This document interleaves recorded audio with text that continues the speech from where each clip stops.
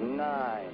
Ignition sequence. We choose to go to the moon in this decade and do the other things, not because they are easy, but because they are hard. One small step for man, one giant leap for mankind. 1, 0, and liftoff. And mission complete, Houston.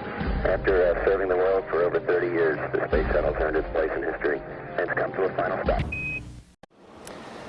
De landing van André Kuipers, 1 juli, zondagochtend even na Tide. Hoe die neerkwam met zijn capsule aan een parachute in de steppen in Kazachstan. Half jaar lang was hij in het ruimtestation, had hij contact met ons, met radio, televisie, met u misschien ook wel, via internet en konden we hem allemaal volgen. Nu gaan we met hem terugblikken op toen, de komende 40 minuten.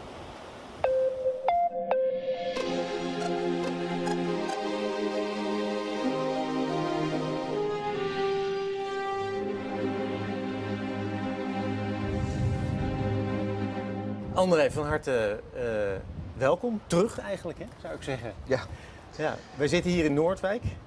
Eigenlijk een beetje je thuisbasis, hè, bij ESA. Ja, dat klopt. Naar de lucht te kijken, bewolking. Ja, ik zou hier niet blij mee zijn als ik in de ruimte zat, want dan kan ik Nederland niet zien. Nee, het is vaak gebeurd natuurlijk ook, hè? Ja, heel veel. Ja. Ja, dat is, dus je moet altijd, altijd hopen dat je goed zicht hebt. Ja. Hoe is het met je? Hoe voel je? Hoe gaat het met je? Nou, op zich goed. De eerste dagen dus niet. Maar nu gaat het echt de goede kant op. Ja. Ik ben nog wel moe aan het eind van de dag. En ook bij het opstaan als je lang zit of 's morgens vroeg. Dat je echt denkt van, ik ben 100 jaar, alles doet een beetje pijn. Ja, dat is iets wat langzaam weer aan het verdwijnen is. Dus wat dat betreft merk ik nog wel dat ik lang in de ruimte ben geweest. Maar voor de rest gaat het goed. Oké. We gaan terugblikken. Er gaat hier in Noordwijk nog heel veel gebeuren deze week. Maar de komende 40 minuten gaan we een beetje terugblikken. Op wat je allemaal hebt meegemaakt. Ik kan je een paar dingen laten zien. Misschien beelden die jij ook nog helemaal niet eerder al hebt gezien. En laten we maar eens beginnen met natuurlijk het moment van de lancering. Ja.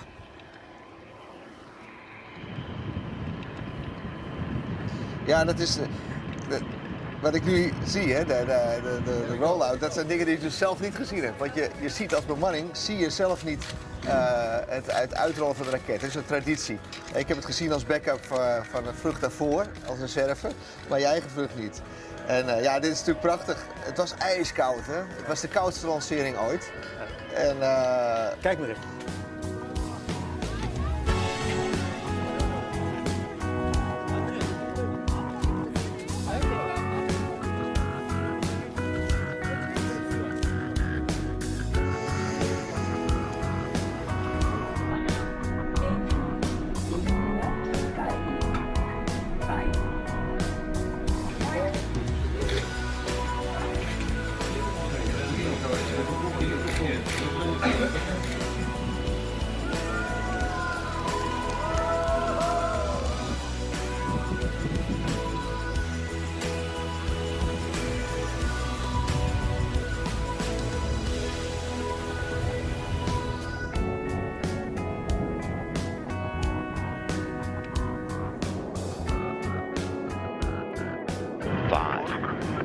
Start. 3, 2, 1.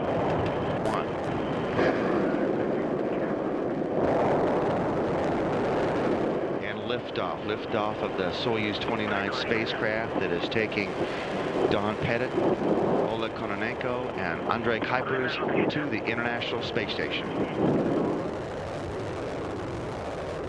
All data shows a normal launch. The visiting vehicle officer confirms that final approach has now been initiated on computer command. Go ahead. Anton, we have DEFCON on the vehicle. And put the arrow on station keeping, but do not send it. Just make sure the arrow is pointing on station keeping. This television from the Soyuz now over Russian ground stations, 20 meters away. You can see the crosshair camera as the core system brings the docking probe into alignment with the docking target. Now just 7 meters away from docking, standing by for contact and capture of the International Space Station. expecting contact. We have contact. Yes, Kasanya. We have capture. Yes, We have Docking confirmed at 9:19. Last on board, European Space Agency's flight engineer André Kuipers. Ja, prachtig. Hoe is dat? Ja, heel veel van die dingen die maak je natuurlijk niet zelf mee. Zo'n lancering is denk ik nog indrukwekkender voor de toeschouwers dan voor de bemanning.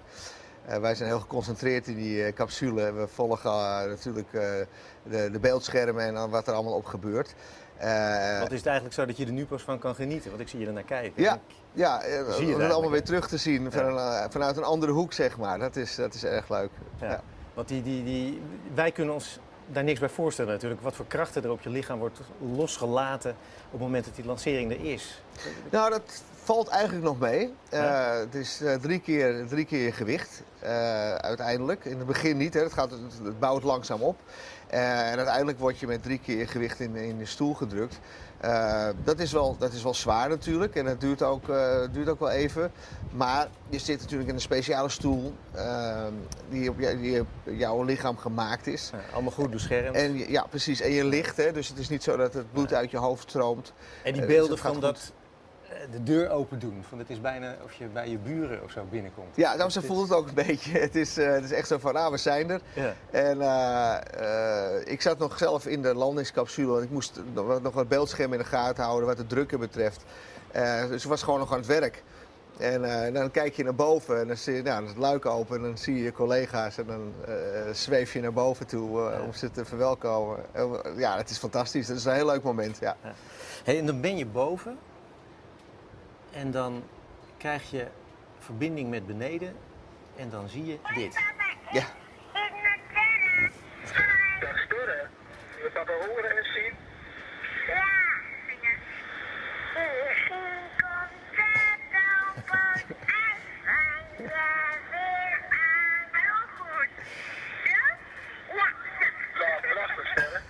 Dankjewel, u vindt het heel mooi. Heel mooi. En we hebben hierin gemonteerd, hè? Want het duurde veel langer. Want dat ging gewoon door. Hè? Sterker nog, dat hield niet meer op eigenlijk. Nee, ze dachten, er zit nog een tweede couplet aan vast, dus ik ga door. Ja. Kan je daar op dat moment, want nu lach je erom, maar kon je er op dat moment van genieten? Want jij was daar net binnen en je moet met je werk beginnen. En... Ja, nee, ik kon er zeker van genieten. Ik legde het ook uit natuurlijk aan mijn collega's. Wat is dat voor een liedje? Ja, precies. Dus ik moest even verklaren wat daar gebeurde. Ja. Maar dat was erg leuk om te horen. Ja. Vooral dat ze doorging, ondanks al het applaus. Ja. Hey, weet je, heel veel mensen hebben ernaar gekeken natuurlijk ook. Ja. En die dachten, en dan zit daar een vader die een half jaar lang weg is. Die hadden jou van tevoren horen vertellen dat hij trainde in Japan, in Amerika, zijn kinderen eigenlijk nooit zag. Dat klopt.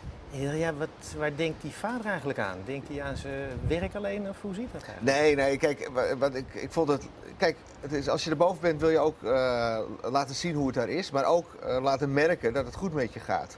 En dit is een hele goede gelegenheid, zodat iedereen kan zien van kijk, de bemanning is er, ze kunnen lachen, ze voelen zich oké.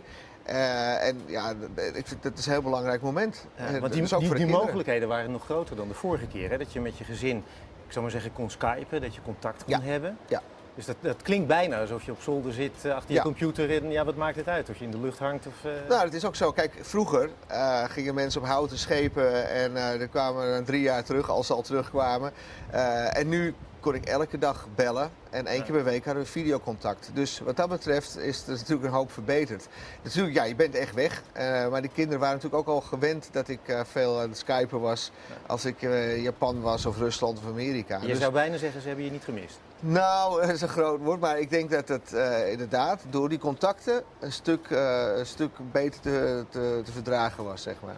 Ja, nou heb jij voor ons, en ik denk dat dat voor een deel ook echt heeft gemaakt dat we het hebben meebeleefd, op een gegeven moment ook een rondleiding gemaakt. Ja. Daar moeten we het zo direct maar over hebben. Laten we eerst maar even kijken. Dan zweven we nu die kant op, gaan we naar het Russische segment.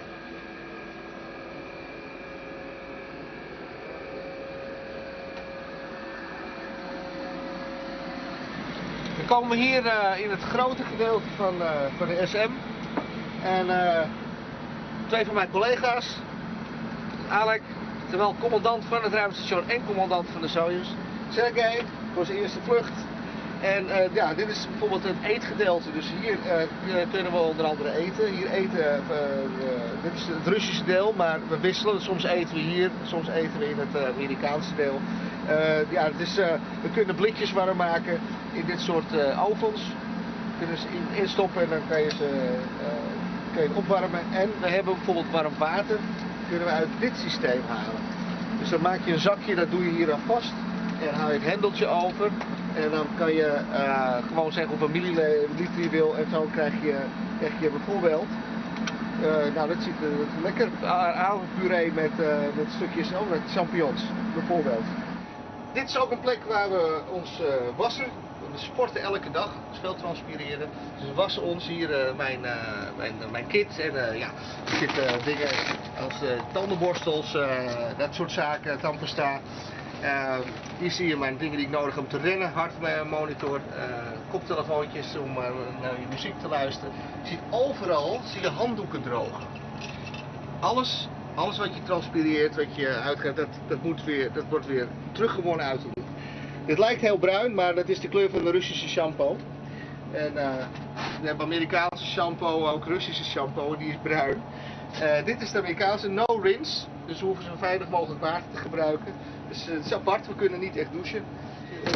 En ja, dit is je eigen plek waar je je spullen hebt. Je slaapt in de slaapzak, dat heb je niet echt nodig, maar wel voor warmte. Maar je hangt een beetje los. Je hebt je laptops daar, je kleding. En dit is echt de plek waarin je een half jaar woont. Dus je eigen huis. Heel leuk. Ik had het nog niet teruggezien. Nee, ik heb het er 1 keer opgenomen. Ja. En het is best groot, het ruimtestation, dus je bent best lang bezig. En je moet er een collega voor charteren om je te volgen. Ja, je moest lachen toen het ging over die shampoo, zeg ik. Moesten wij trouwens ook wel op lachen. Ja, ik denk dat moet ik even uitleggen, want anders ziet die handdoek er heel vuil uit. En voor de rest zit je kritisch te kijken, viel me op. Van, doe ik dat goed? Want wij dachten van, hoe lukt hem dat? In 1 keer, want dit duurt nog veel langer. Je bent dat hele ruimtestation door geweest. Ja. Geweldig. Nou deed ik het ook redelijk tegen het einde van de vlucht, dus ik was helemaal thuis. Het was gewoon mijn huis. Ik kende alle plekjes en je weet hoe je moet bewegen. En dus daar hoef je niet zoveel meer op te letten. En het is meer zo van, oké, vergeet ik nog iets leuks te vertellen hier? Of heb ik dat uitgelegd? Maar het vond het heel leuk om te doen. Ja, en echt het dagelijks leven, hè? Dus waar je eet, wat je doet. Ja. Want als je daar boven bent, je hebt ook een half jaar lang van bovenaf, ik zou maar zeggen, het nieuws gevolgd natuurlijk ook. Ja, het NOS Journaal, dat kreeg ik naar boven toe. Ja, en het ging niet elke dag, dus je kreeg een aantal journaals kreeg je achter elkaar naar boven op een dag. En dan, ja, als je aan het eten was of zo, je was toevallig alleen aan het eten, dan zet je het journaal op. Ja. Wat heeft de meeste indruk op je gemaakt in die afgelopen periode van het nieuws? Het ongeval met Prins Friso. Daar hebben we ook aan boord wel verschillende onderwerpen gesproken, maar dat was toch iets wat wel aan de orde kwam. Ja, dat is eigenlijk wat in me opkomt nu. Ja. En betrokken bij de ruimtevaart ook, Friso natuurlijk. Ja, precies. Ik had hem al een paar keer ontmoet natuurlijk, via zijn functie bij TNO. Ja. En dat komt natuurlijk hard aan, ook omdat het iets is wat iedereen kan overkomen ook. Je kan je voorstellen wat er gebeurt en wat voor onzekerheid en leed dat teweeg brengt. Dus dat was een onderwerp wat iedereen wel raakte. Nou ben jij ook, want dat is niemand ontgaan, natuurlijk een enorme ambassadeur geweest voor de ruimtevaart, hè?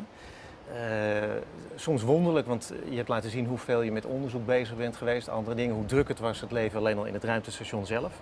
Maar vervolgens dan ook nog tijd hebben voor, ik noem eens wat, het openen van de top 2000. Ja. Alle luisteraars van Radio 2, het is mij een grote eer en genoegen om vanuit het internationaal ruimtestation met 28.000 km per uur de top 2000 van 2011 te openen. André, hier is Mark Rutte. Ik vind het een van de leukste dingen aan de baan tot nu toe om met jou te kunnen spreken via deze verbinding.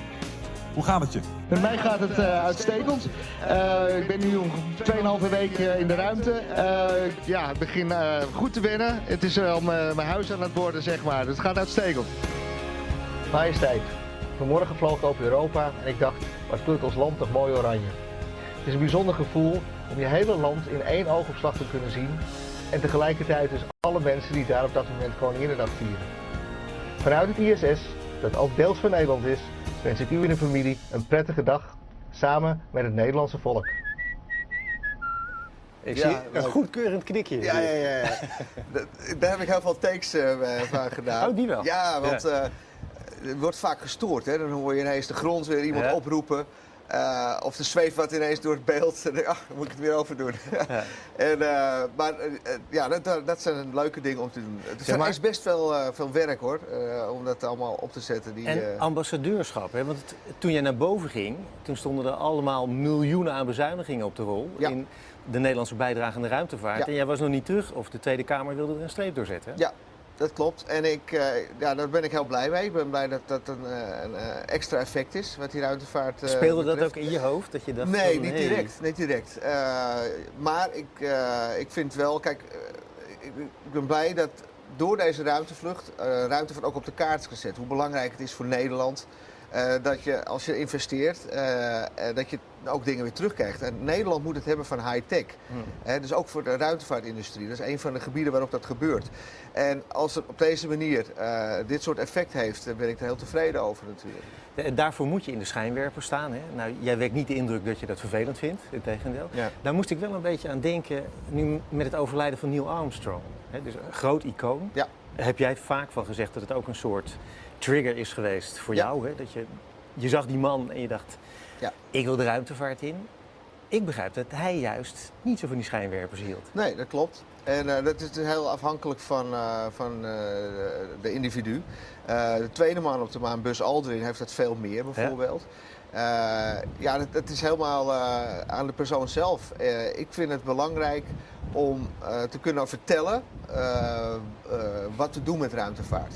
Hoe interessant het is voor de jeugd om te laten zien dat wetenschap en techniek interessant en leuk is bijvoorbeeld. Om aan te geven hoe kwetsbaar de aarde is als je het vanuit de ruimte ziet. Dus je kan als astronaut een hele belangrijke rol die dingen spelen. Dus dat vind ik leuk om te doen. Vind ik ook belangrijk. En dat blijkt ook. Moet je kijken, dit filmpje wat je voor ons gemaakt had. Dat uitzicht vanuit die koepel. En dan zijn we eigenlijk bij een heel mooi stuk aangekomen. Ja, hier ook natuurlijk allemaal voorraden. Maar wat interessant is hierboven, tenminste voor ons nu boven, dat is namelijk de cupola. De cupola is de uitkijkpost van het ruimtestation. En dan zien we dus hier onze prachtige planeet. Wij zien hem dus boven ons, als we op deze manier naar buiten kijken. En het is helemaal rondom. Dus we kunnen 360 graden rondkijken en ook nog een keer recht naar beneden. Dus een prachtige plek. En zo kunnen we ook nog even een blik werpen op het ruimtestation zelf. Want hier kan je dus heel veel zien van het ruimtestation. We kijken nu naar achteren toe. Ik take this off.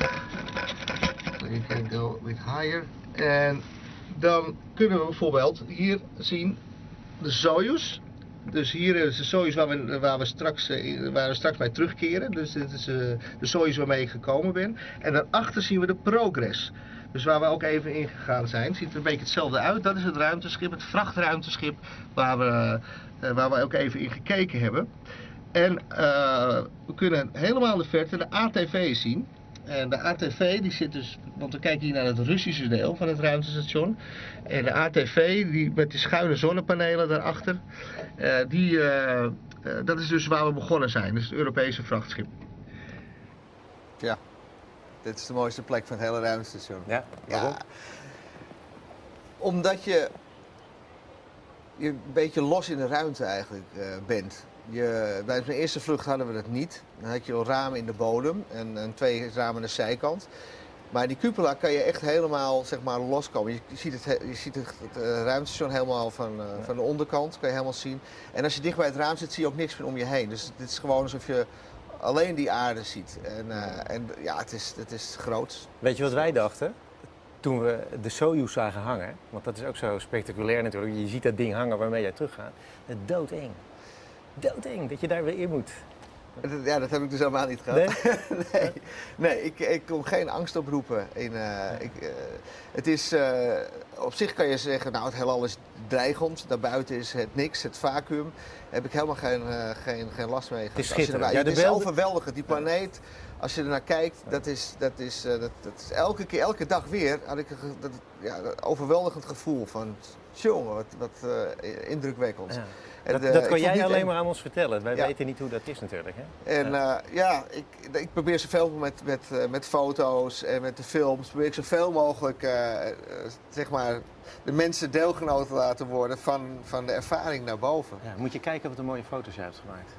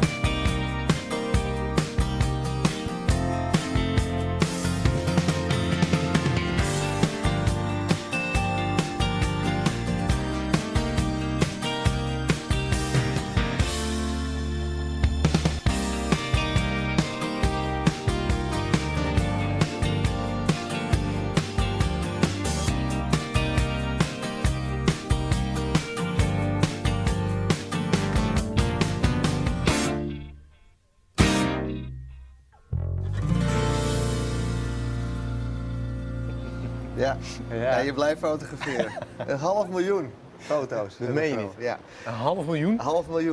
En we hebben tijdens ons vlucht de miljoenste foto genomen.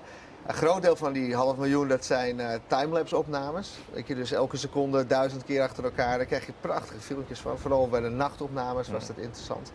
En je bleef fotograferen. Ja. En sommige mensen dachten dat ik alleen maar fotografeerde. Maar je moet je voorstellen dat je zweeft boven Zuid-Amerika. Even later zit je boven de Sahara. Weer even later zit je boven Italië, Turkije enzovoort. Dus in een half uurtje, een uurtje, dan heb je ontzettend veel foto's van de halve wereld. Hè. Ja.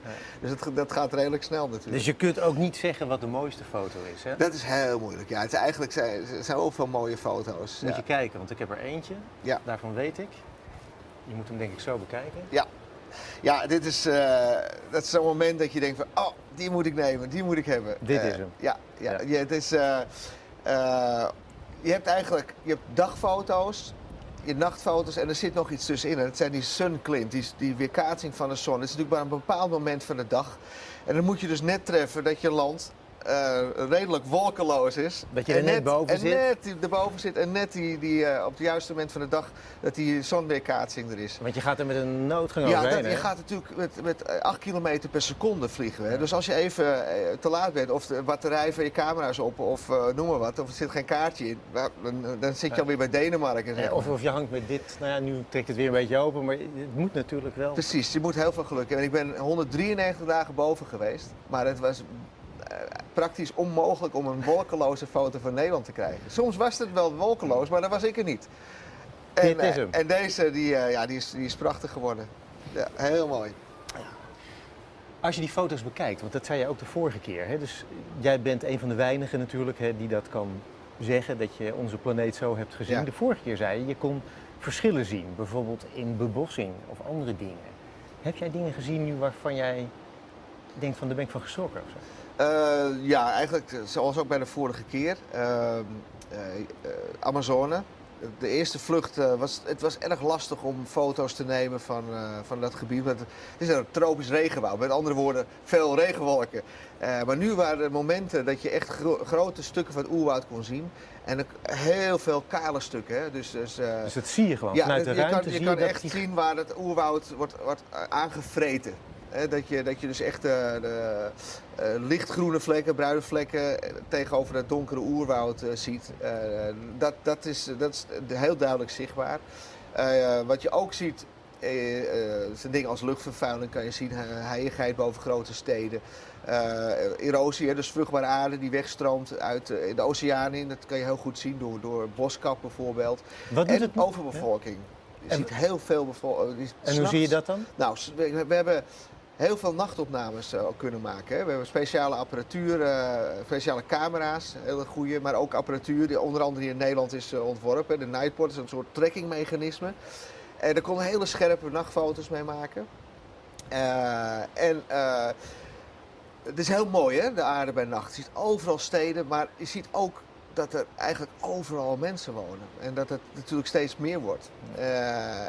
Dat is, aan de ene kant is het mooi, aan de andere kant is het duidelijk dat onze planeet flink bevolkt raakt. Het is natuurlijk een planeet met beperkte voorraden, zeg maar. Dus je ziet die kwetsbaarheid op die manier ook. Ja. En wat doet dat in essentie nou met jou, dat je de aarde zo ziet? Maakt je dat nietig? Maakt je dat je denkt van ik heb een missie om iets te gaan doen? Nou, er zijn verschillende dingen. Je voelt je, zeker als je 's nachts kijkt, een deel van de kosmos. Dat is een heel bijzonder gevoel. Dat je onderdeel bent. Je ziet de maan opkomen, de planeten. Je ziet de prachtige melkweg. Dus je krijgt een beetje een kosmisch gevoel. Dat er veel meer is dan wat je gewend bent, hè, van de aarde zelf. Dus echt een heel ruimtelijk gevoel. Maar de aarde zelf komt zeker overdag heel kwetsbaar over. Je ziet een heel dun schilletje. Die dampkring, dat is net het schilletje van een ui, zeg maar. Heel kwetsbaar is dat. En beperktheid. Weet je komt aan bij de Amazone. Nou, als je in de Amazone zou staan, bomen genoeg, het lijkt oneindig. En voordat je het weet, ben je er alweer voorbij. Dan zie je alweer de oceaan. En je ziet dus die kale plekken. En, dus het is niet zo groot en oneindig als wij denken? Nee, precies. En dat voel je dus heel sterk in de ruimte. Het is heel mooi, maar ook kwetsbaar en eindig. En dat is iets wat wij op mijn eerste vlucht al aanspraken en nu nog veel meer. Dat is ook de reden waarom ik ooit naar het Wereld Natuurfonds ben gestapt. Ja, ben je ambassadeur van, hè? Ja, met het idee van duidelijk maken van jongens, prachtige planeet, maar niet oneindig. Nee. En dan, op een gegeven moment, je moet je voorbereiden op je terugtocht. Je gaat weg. Ben jij zo iemand die... je hebt van die mensen, als ze op vakantie zijn, dan beginnen ze al op de tweede dag over hun terugreis. Die kunnen niet eens genieten. Hoe heb jij dat een half jaar lang voor je uitgeschoven? Of hoe zit jij in elkaar? Nee. Van tevoren had ik natuurlijk met veel collega's gesproken. Ik had er aan verschillende vluchten gewerkt. En dan hoor ik wel van mensen, nou op de helft, na 3 maanden. Gaan we aftellen? Dan willen mensen terug. Heb ik dus helemaal niet gehad. Toen mijn vlucht verlengd werd, toen vond ik het eigenlijk... In het begin dacht ik, dan mis ik een paar verjaardagen. Maar daarna dacht ik van, ik kan het eigenlijk goed gebruiken. Dan kan ik nog meer zien. Ja. Dus ik wilde eigenlijk helemaal niet terug. Gelukkig hadden wij door die verlenging ook het hoogtepunt van de missie. Het vrachtschip Dragon, dat kwam. Waarbij ik dus met een robotarm kon werken. En dat eerste commerciële vrachtschip kon vastmaken. Ja. Dat is het belangrijkste eigenlijk van wat je hebt gedaan. Ja, operationeel gezien was dat een hoogtepunt. Dat vond ik erg boeiend en erg leuk om te doen. En dat kwam ook door al dat uitstel en zo wat er gebeurde. Maar dan toch, weg? Ja, op een gegeven moment moet het, hè. En dan moet je afscheid nemen van je collega's. Ja, klopt. Давай, my guy. Давай. До свидания. До свидания. Давай. До свидания. Счастливо. Спасибо, ребята, за все. Спасибо. Было очень приятно работать. All right, see you. See you guys in September. Right. Давайте. Еще. Wow. And here is the hatch closing video. There's Padalka with a final handshake to Kononenko, Kuipers, and Pettit, and then the closing of the inner hatch. There are a series of hatches between the Soyuz spacecraft and the Rosviet module to which it is docked. This is Mission Control Houston. We're standing by about 30 seconds from now for physical separation of the Soyuz vehicle from the Rosviet module of the International Space Station. The International Space Station currently flying 250 miles over China in an orbit inclined 51.6 degrees to either side of the equator. Now we have physical separation. We have physical separation. Undocking confirmed at 11:47 and 50 seconds p.m. Central Time. So on to the docking interface clean. How copy? We are now receiving live video of the Soyuz TMA-03M spacecraft It is descending elegantly under its chute. Everything is on track. The weather down at the landing site, mostly sunny skies, temperatures in the low 80s, light winds out of the north. And you can see one of those search and recovery helicopters. Once again, that helicopter part of a dozen such Russian Mi-8 helicopters. Touchdown, 3:14 and 48 seconds AM Central Time. You saw the soft landing engines fire just a split second before the Soyuz hit the ground southeast of Zhezkazgan, a bullseye touchdown. And there we have now television from the landing site. And you can see that the Soyuz vehicle landed in an upright position.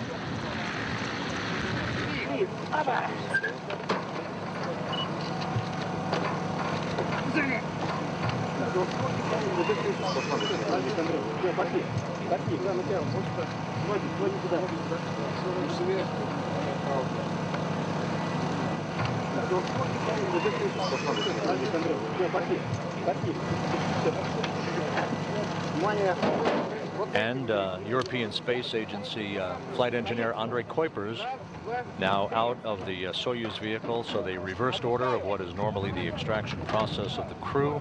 Kuipers being helped down that slide and will be carried now to that reclining chair.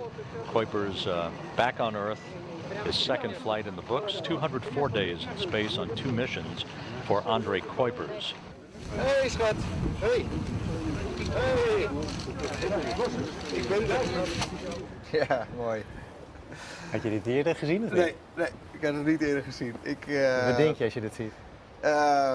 Ja, ik vond het een van de momenten die erg bijblijft aan boord. Het is het feit dat ik de knop indruk die de haken losmaken. En dan weet je ook van, ik wil eigenlijk niet weg, maar zodra ik deze knop indruk, dan gaan de haken los. Loskoppel van het af. station. Ja. Ja, dat is echt zo'n moment van, oké, dit is het. Ik ben nu los van het ruimtestation en dan ga je terug. En de landing zelf was natuurlijk... mensen hebben het vaak over de lancering, hè, als het spannendste moment. Maar voor de bemanning is het de landing. Het is ook veel zwaarder. Ja. We werden 5 keer zo zwaar tijdens die landing. En het is niet fijn om te voelen, dan voel je je op. Nee, je bent een half jaar gewichtsloos geweest. Ja. Je zit helemaal opgevouwen in je ruimtepak, dus het is oncomfortabel. Ik begon het gevoel in mijn rechterbeen te verliezen.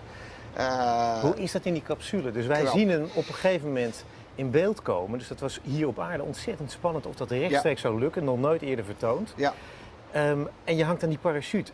Is het lawaai in die capsule? Wat hoor je? Nou, bij de terugkeer zelf... dat is het spectaculairste. De remmotor moet aan, dat is eerst het spannende. Als hij het niet doet, dan blijf je eeuwig rondjes draaien. Tot de zuurstof op is, einde verhaal. Dus dat is al een spannend moment. Dan ga je echt als een vuurbal door die dampkring heen. Dat zie je ook. Hè? Op de raampjes zat ik vlak naast me. En je ziet echt de vonken en het wordt helemaal roze, oranje. Je zit echt in een tunnel van vuur, zeg maar. En dan moet de parachute uitgaan. Dat is ook een heel heftig moment.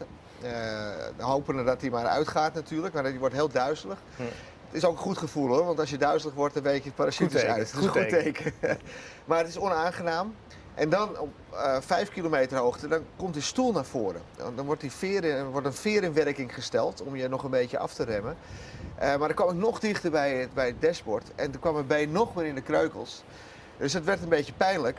En is het dan lawaai om je heen? Voordat die parachute open gaat, hoor je echt het ruisen van die lucht. Hè. Dat gaat heel hard. En dan hoor je echt hoe snel je door die dampkring heen schiet. En daarna aan de parachute is het eigenlijk wel, wat het bewegen betreft, weer relaxed. Hè. Je hangt aan die parachute. Alleen dan is het heel krap. En dan weet je dat de klap nog moet komen? Ja, dus we hadden radiocontact met vliegtuigen en helikopters. Dus die schatten ongeveer in waar we zitten. En met hoogtemeters. Dus je begint je een beetje voor te bereiden. Want wij zagen hoe jullie daar als bijna gummipoppen uitkwamen. Ja. Dus als je dat probeert voor te stellen, als je je zo voelt en zo wordt neergekwakt, dat overleef je amper, lijkt je, als je dat ziet. Nou ja, we zijn natuurlijk goed getraind, maar we voelden ons natuurlijk wel slap. Ja, maar die klap zelf ook, kan je dat is een klein auto-ongeluk. Terwijl je zo slap bent? Ja, je zit helemaal vast. Dat is een voordeel. Je zit helemaal in dat stoeltje, dus je zit redelijk stevig. Maar toen die klap kwam, we kantelden nog een beetje. Dat zie je niet in die rook, maar we kwamen eerst nog op onze zij en dan kwamen we weer overeind. En het was echt, mijn knieën botsten nog tegen het dashboard aan.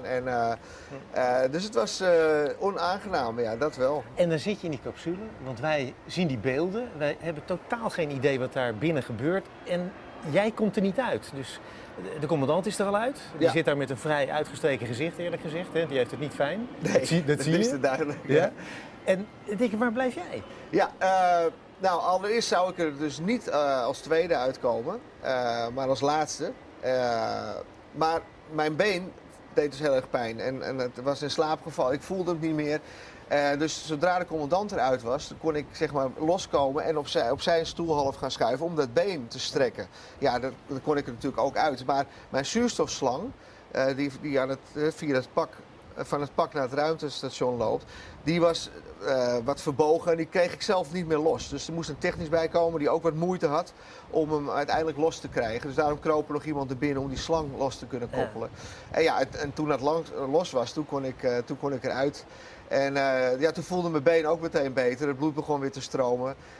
Dus als je er dan uitkomt, ik dacht van, er zijn een hoop mensen die bezorgd zijn. Dus ik denk, even laten zien dat ik me goed voel. Dus ook al voel ik me niet zo goed, ik trek in ieder geval een vrolijk gezicht? Ja, dat was bewust. Het was ook zo, mijn been voelde al een stuk beter. Dus ik denk, en meteen even bellen? Het is allemaal relatief. Bellen met je vrouw? Ja, dat was leuk. Ja, natuurlijk. Je krijgt een telefoon en dat is mooi als je dan meteen even kan bellen. En Ron Pettit, want we hadden de indruk van die heeft het bijna echt niet overleefd. Nee, Don Pettit voelde zich eigenlijk net zoals ik en Alec redelijk ziek. Ja, maar die deed niet alsof het goed met hem ging, zoals jij? Ik weet het niet. Ik heb ze zelf niet meer gezien. Hè. Nee. Je kon ook aan Alex zien. Je wilt niet je hoofd bewegen. Je zit in die stoel en je kijkt gewoon recht vooruit. Want zodra je hoofd beweegt, dan word je ontzettend draaierig. Dus we zaten wel naast elkaar, maar we konden elkaar niet eens meer zien. En dit is dus eigenlijk wat jij bedoelt. Dat heel veel mensen richten zich natuurlijk op de lancering, spannend. Maar misschien is de landing wel het spannendste. De landing is spannender, absoluut. Er zitten meer kritische momenten ook in. En voor de bemanning is het ook een stuk zwaarder. Ja. En kun je je voorstellen wat wij meebeleefd hebben dat we dit rechtstreeks hebben kunnen zien allemaal? Ja, dat is spectaculair. Dat rechtstreeks was. Het is allemaal nieuw voor mensen natuurlijk ook. Ja. Wat gebeurt daar? We hadden eigenlijk een gewone landing wat betreft dit was volgens het boekje? Ja, maar het is nog steeds een flink auto-ongeluk, zeg maar. Maar we landen keurig op de plek waar we moesten landen. Dus geen problemen. Nee. Dat is natuurlijk gunstig, maar wel zwaar. En toen ben jij naar Houston gegaan, ja. Daar. En daar probeerden ze jou een beetje, dus blijkbaar goed gelukt zou te zien, op te lappen. Dat je weer een beetje normaal je alleen al in je lichaam voelt. Ja, want wat er allemaal gebeurt na zo'n vlucht, de vlucht gaat eigenlijk nog door. De medische testen worden gedaan om te kijken hoe je je weer aanpast. Tijdens die vlucht? Ja, ook al. Ik werd meteen uitgerust met bloeddrukmeters en ECG's voor hartfilmpjes. Dus je bent meteen alweer proefkonijn in het vliegtuig. Dat is ongelooflijk. Ja. Dus het gaat eigenlijk een half jaar lang en dan nog gaat het daarna door? Ja, de vlucht gaat eigenlijk gewoon door omdat er hele interessante dingen nog waar te nemen zijn. Ja. En natuurlijk nabespreken, zo snel mogelijk. Met de Amerikanen, met de Russen, met de Europeanen. Kijken wat we ervan geleerd hebben, hoe het beter kan. En je familie zien. Dat ook. En dat gebeurde dus in Houston. Dat was natuurlijk een heel mooi moment. Hè? Dat je er aankomt en eindelijk zie je ze weer in Hij heeft het overleefd. Dat wist jij al lang natuurlijk dat het allemaal zou zijn. En zij misschien ook van, maar toch, het is hartstikke goed als je elkaar dan ziet. En dan uiteindelijk kom je terug in Nederland. Moeten we ook nog eventjes natuurlijk laten zien. Hele kleine impressie.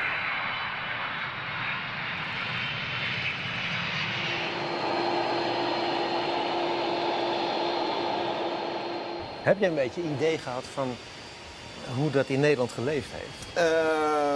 Nee, niet, tenminste je hoort het wel. En de mensen zeiden het ook. Je kan je niet voorstellen hoe groot het is geworden. Want je had ook kunnen redeneren natuurlijk, het is de tweede keer. Ja, precies. Gaat hij weer? Maar dan had ik al in de eerste vlucht was ik al verbaasd hoeveel aandacht er is. Ik denk van ik ben niet de eerste. Er was even aandacht en nu nog veel meer. En ik denk dat het ook komt door de sociale media natuurlijk, omdat ik ben gaan twitteren. En dat was ook heel leuk om te doen. Ik kon al die foto's ook sturen. En dat heeft heel veel teweeggebracht. Plus de aandacht die er dus door de media is. Ja, maar goed, ook zo'n rondleidingsfilmpje wat je hebt gemaakt. Hè? De landing ook, hè? Dat je dat allemaal echt hebt kunnen meebeleven. Ja, en het is veel groter dan ik dacht. En ik vind het prima, ik vind het heel leuk. Ik ben heel blij dat de mensen dat zo positief hebben ervaren. Ja. Op die manier kan je ook een heleboel dingen positief benaderen. De planeet, de educatieve aspecten. Dus de kinderen enthousiast maken. Al die projecten die we met scholen Kleine jongetjes en meisjes die André Kuipers hebben gezien. Ja. Zoals jij ooit Neil Armstrong zag. Ja. Je weet het niet. Ja, en ik vind dat dat misschien nog wel het belangrijkste is. Want dat is de nieuwe generatie. Dat zijn de mensen die nodig zijn om vooruit te komen. Ja. Daar hebben wij een half jaar lang een man gezien die super gelukkig was. Jij kon je geluk niet op. Ja. Waar ga jij je geluk vandaan halen in de rest van je leven? Allereerst uit mijn gezin, want die heb ik lang niet gezien. Dus dat was natuurlijk een prioriteit. Ik ben heel veel van huis geweest, dus ik wil nu veel meer ook gewoon vader kunnen zijn. En echtgenoot veel meer, zeg maar, een wat normaler leven leiden. Oké, maar die schade heb je op een gegeven moment ingehaald en dan? Ja. Nou, ik vind ruimtevaart natuurlijk nog steeds heel boeiend en ik blijf er ook in werken. Ik wil mijn ervaring die je hebt opgebouwd als astronaut ook gebruiken. Dus dingen die je daarvoor kan doen bijvoorbeeld is contact, de Capcom, de Eurocom. Dus degene die praten met de astronauten, dat zijn vaak zelf astronauten, omdat je weet wat daarboven speelt. Dat is een van de dingen die jij waarschijnlijk gaat doen. Ja, want jij weet hoe het is daarboven. Ja, precies. Maar ook dingen als zogenaamde crew reviews, dus nieuwe apparatuur die ontwikkeld wordt. Om daar van gebruikerskant een bijdrage aan te leveren. Van dat moet je niet zo, dat moet je zo doen, want dat zou niet werken. Procedures, al dat soort operationele dingen, dat is leuk om te doen. Ja. Wat ik heel leuk vind om naar scholen te gaan, universiteiten, om uit te dragen van hoe interessant het is, ruimtevaart, wetenschap, techniek en hoe kwetsbaar de aarde is. Die combinatie, dat vind ik leuk. Oké, en daar ben je nog lang niet vanaf. Nee. We beginnen morgen, want we zitten hier in Noordwijk. Zij al een beetje je thuisbasis vanwege de ESA. Je gaat gehuldigd worden, alles erop en eraan. Dus morgen om 7:45 op Nederland 1 zien wij op tv jou weer. Dankjewel voor het gesprek. Graag gedaan, dat is leuk.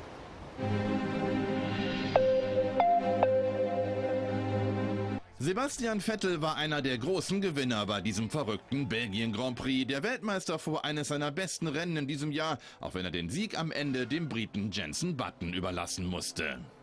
Ich bin natürlich sehr glücklich mit dem zweiten Platz, mit dem Podium hier. Die Strecke ist immer was Besonderes für uns, also so kann es weitergehen. Losgegangen war das Rennen zuvor mit einem Paukenschlag. Nach nur wenigen Metern krachten gleich mehrere Autos ineinander und produzierten jede Menge Schrott. Ausgangspunkt war der Franzose Grosjean, der von links Lewis Hamilton zu nahe kam. Beide Boliden verkeilten sich und räumten danach die Wagen von Fernando Alonso und Sergio Perez mit ab. Eine verhängnisvolle Kettenreaktion, die Gottlob für alle glimpflich ausging. Jeder konnte sehen, was passiert ist. Leider war es ein sehr kurzes Rennen für mich, aber zum Glück wurde niemand ernsthaft verletzt. WM-Spitzenreiter Fernando Alonso schied zwar ebenfalls aus, hatte aber Riesenglück, dass er nicht vom heranfliegenden Lotus am Kopf getroffen wurde. Die Rennkommissare verurteilten Unfallverursacher Grosjean deshalb vor einer Stunde zu einer Sperre von einem Rennen. Er wird nächsten Sonntag in Monza zuschauen müssen. Unbeschadet durchs Chaos kamen die deutschen Fahrer. Beim Neustart nach der Safety-Car-Phase lag Nico Hülkenberg im Force India hinter dem führenden Button und Kimi Räikkönen plötzlich auf Rang 3. Michael Schumacher war Fünfter. Sebastian Vettel dagegen war auf Position 12 zurückgefallen, kämpfte sich aber wieder nach vorn. Erst überholte er Felipe Massa, wenig später zog er dann auch noch an Teamkollege Mark Webber vorbei. Und während an der Spitze Jenson Button ungestört vorne wegfuhr, machte Vettel Platz um Platz gut. In Runde 20 kam es zum Duell der beiden deutschen Weltmeister, Vettel gegen Schumacher. Und dabei fast zum nächsten Unfall, weil der Mercedes-Pilot zum Boxenstopp abbog. Ich meine, ich habe ihn nicht abgedrängt und nix. Ich glaube, das gehört dazu. Ich meine, er kann natürlich nicht unbedingt wissen, dass ich in die Box will. Ja, er ist schon ein Fuchs, er lässt einem nicht viel Platz, aber das macht natürlich auch Spaß, gegen ihn zu fahren. Also ich habe damit kein Problem. Michael Schumacher wurde in seinem 300. Grand Prix am Ende 7. und das von Startplatz 13. Noch besser schlug sich Nico Hülkenberg. Der Force India-Pilot fuhr fehlerlos und holte als Vierter sein bestes Saisonergebnis. Mann des Tages aus deutscher Sicht war aber Sebastian Vettel. Während des Rennens wechselte er mit seinem Red Bull-Team von einer 2 auf eine Ein-Stopp-Strategie und kam so schließlich als Zweiter ins Ziel. Strategiemäßig, glaube ich, haben wir einen riesen Job heute gemacht. Lob ans Team, denn das hat uns, glaube ich, wieder zurück ins Rennen gebracht und ja, und letztendlich zum Podium verholfen. Den Rennsieg aber fuhr Jenson Button souverän nach Hause. Der Brite gewann vor Vettel und Kimi Räikkönen. Dahinter folgen Hülkenberg, Massa, Webber und Schumacher. Nico Rosberg wurde schließlich Elfter. In der WM führt zwar weiterhin Fernando Alonso, Erstverfolger ist aber nun Sebastian Vettel mit nur noch 24 Punkten Rückstand. The kits, both standard and metric. This is Mission Control Houston. Welcome to today's ISS update. It is Tuesday, September the 4th, 2012. This is a live view inside the International Space Station Flight Control Room here at the Johnson Space Center. It has been an extremely busy holiday weekend for the team here in Mission Control and also the Expedition 32 crew on board the International Space Station as they get ready for yet another spacewalk that will take place tomorrow. Of course, last week, their crew, specifically Sonny Williams and Aki Hoshide, had a marathon spacewalk outside the International Space Station, clocking in at 8 hours and 17 minutes. The crew was attempting to install a brand new main bus switching unit. This is one of the big 4 boxes that's on the outside of the station that helps route power from the solar arrays to different parts of the station.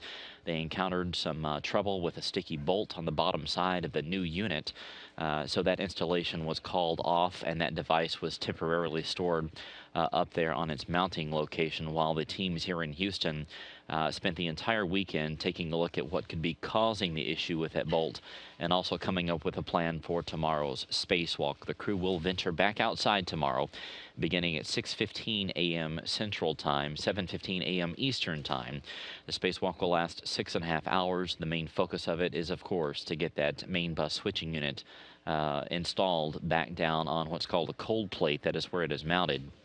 The teams here in Houston did spend several hours over the weekend taking a look at a model of that main bus switching unit and the bolt that's on the bottom of it. They came up with a plan for the crew to basically do an extremely detailed cleaning job on both the post where that bolt is going to be driven into and the bolt itself. Drew Feustel, you see there in the photo, as well as Mike Fossum and Dave Wolf, all 3 of them veteran astronauts, station visitors as well, and veteran spacewalkers were there with the engineers coming up with a plan for the crew, coming up with a choreography for what is to take place tomorrow, and they feel like they've got a good shot at getting this main bus switching unit actually installed tomorrow during the 6.5-hour spacewalk. There is a bingo time in the middle of the spacewalk at about the 4-hour mark that if the crew is not able to get this main bus switching unit installed by that point in time, they will begin the process of actually cleaning it up and moving it back inside the Quest airlock, where it will be taken back inside the station for some more extensive operation and mechanics that'll be done to that box if they cannot have success by the 4-hour mark. If things go according to plan, as we talked about, the crew will have a series of handmade, improv tools that they will be using, sort of a toothbrush, a wire cleaner, some other items to clean out the post and the bolt that'll be driven down into the bottom side of that box and the station itself. They'll also be driving a brand new bolt if they need to. That'll hopefully clean up that area and get that main bus switching unit secured down to the station and back up and operational. So again, NASA TV coverage tomorrow at 5 a.m. Central Time, 6 a.m. Eastern Time. The spacewalk will begin at 6:15 a.m. Central Time, 7:15 a.m. Eastern Time here on NASA television. A couple of other issues to talk to you about. On Saturday, there was another error on board the International Space Station as what is called a direct current switching unit, or DCSU, remote bus isolator, or RBI, suffered a trip. This is on one of the station's solar arrays. There are 4 of those big giant wings outside the station. Each one of them has 2 channels assigned to it. 2 of them have already been taken down, what's called the 1A and 1B, because of this main bus switching unit issue. But another one on the 3A array, which is on the starboard truss assembly, suffered a power trip. They do not know exactly what caused it. but it did shut off that power channel as things got rerouted to other parts of the station. So out of the 8 channels of power on the International Space Station come from those big giant solar arrays, 3 of them are suffering some challenges right now as we speak. So they're taking a look at that to figure out exactly how that needs to be reset. And of course, this is unrelated to the issue we've been talking about with the main bus switching unit. Also this morning, one of the thermal valves inside the Tranquility node, or node 3 as we call it here at NASA, did suffer a failure. They're taking a look at that. It is stuck in the closed position, as they call it. But again, this is part of the cooling system inside Tranquility. And the thermal experts here in Mission Control are taking a look at that to figure out exactly how they can get it opened back up.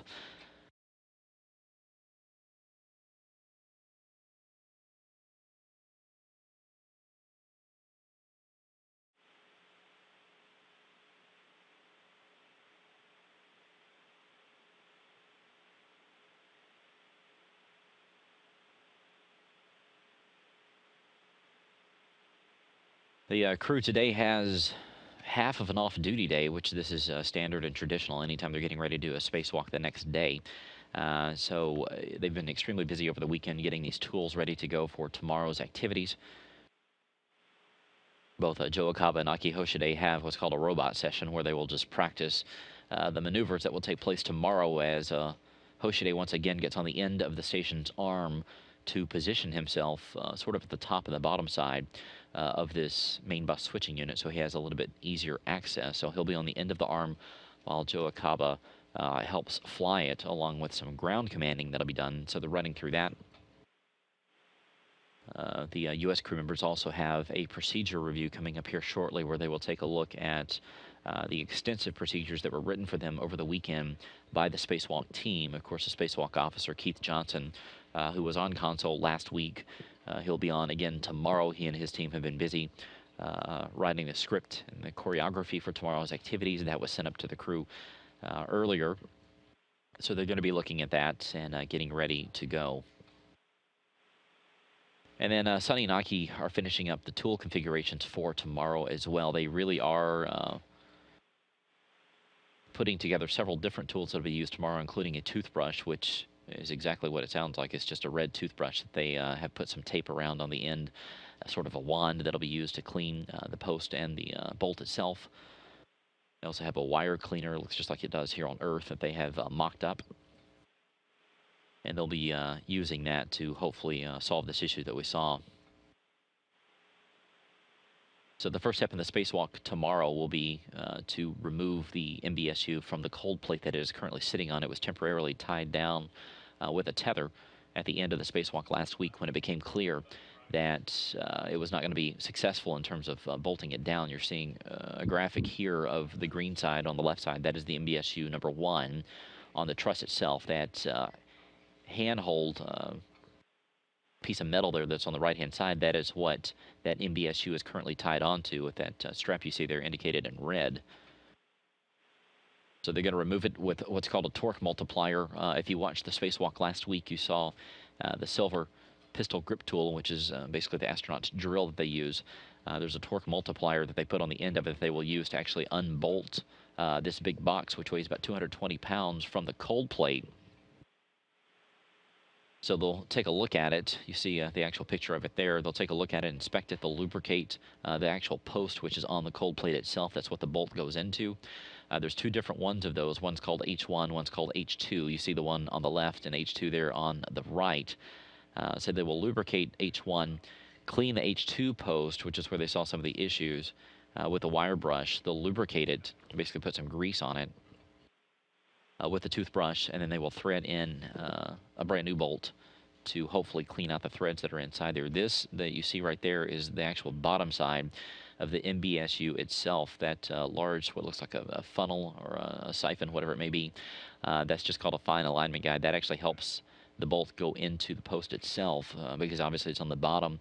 The astronauts can't get up under there and take a look at it, so they need some physical and visual guides to help bolt that entire box down. But you see the screw there in the middle. Copy. So they've got another Acme bolt that they will try that they've scavenged from another location, and then they will try a few different techniques, sort of rocking the box back and forth, and also increasing the torque step by step, which is very similar to what they did last week, to see if any of these techniques do work. So again, there's a 4-hour bingo time in the middle of the spacewalk that if this box is not installed by that point in time, they will switch tactics and begin the process of moving it back inside the Quest airlock for further action. In addition to the spacewalk choreography, the team has also come up with what's called a crib sheet, which is typical of any spacewalk. Basically, it's if-then document, meaning that if this happens or if this doesn't work, then they try all these different techniques that are already prescribed out for them. This document for tomorrow is about 15 pages long, so these teams here on the ground in Houston have gone through pretty much any imaginable scenario that the two crew members could face tomorrow, and have some really good instructions on what the crew needs to do to tackle those issues if they do present themselves. But again, the spacewalk is due to last 6.5 hours. There's a 4-hour mark in the middle of it that is sort of our line in the sand, for lack of a better word, that if this box is not installed by that point in time, they'll call it off and move it inside the Quest airlock and move on to some other items. So again, 5 o'clock a.m. Central Time is when our spacewalk coverage will begin. 6 a.m. Eastern Time. The spacewalk itself will begin at 6:15 a.m. Central Time, 7:15 a.m. Eastern Time, and it'll last about 6.5 hours.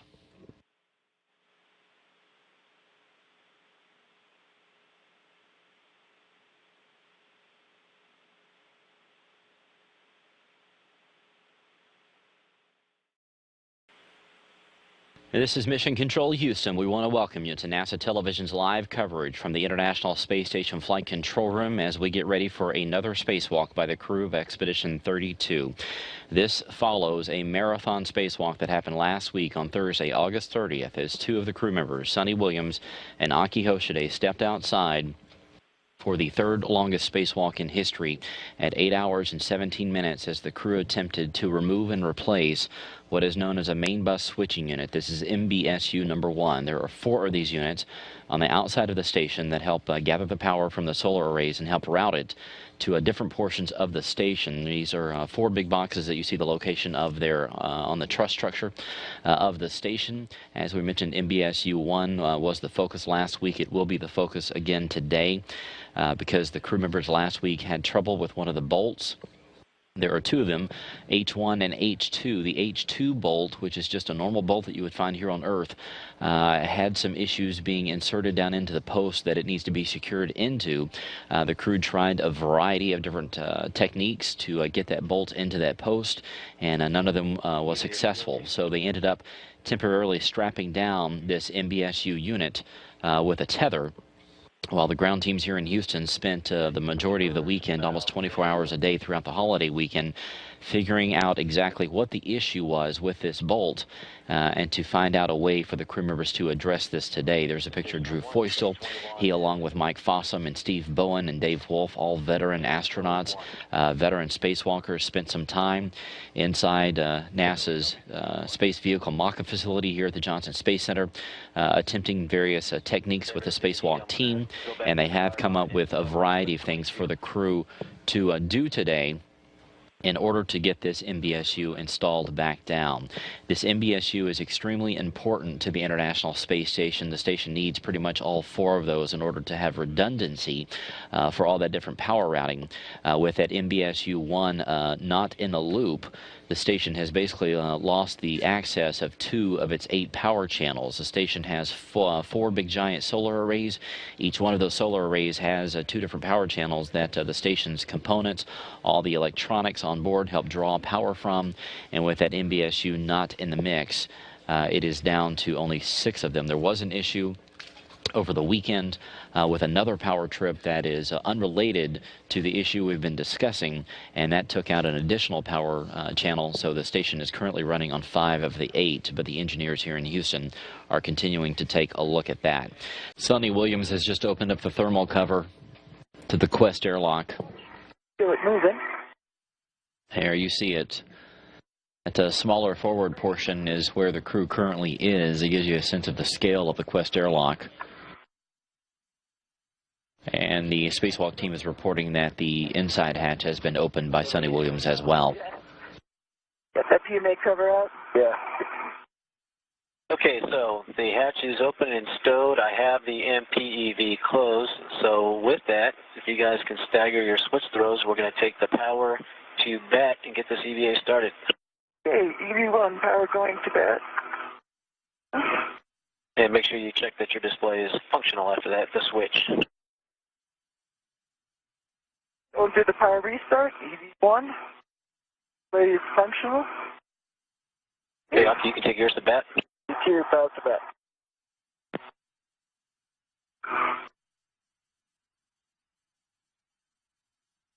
Power to bat, and display is functional. Okay, so the switch is functional. I'm showing you guys at 11:06. And Aki on the UIA power, EV1 and 2. Two switches are coming to off. Okay, EV1 power coming off. Light is out. E2 power coming off. Light is out. Okay, with that, SCUs, you can disconnect from the DCM. Remember to install the DCM cover and put the SCUs in their pouch. Okay, copy. The spacewalk team has confirmed that the two astronauts have switched their suits over to internal battery power. The official time is 6:06 a.m. Central Time. Right now, the space station flying just over northwest Australia, so our spacewalk has officially begun at 6:06 a.m. Central Time, 7:06 a.m. Eastern Time. DCM cover's on. DCM cover is on, yes. And EV2 DCM cover is on. Copy.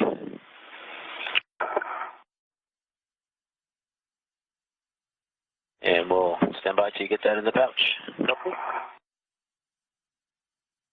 Tell me if I need to get out of your way. Yep. I'm good for now.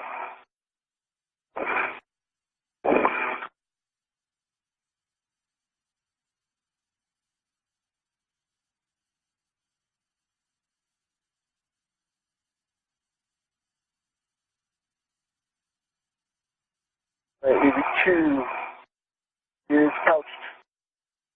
Okay, great. Okay, this is a check. The depress pump man ISO valve is closed. It is closed, verified. You guys want to take your temperature control valve to max H.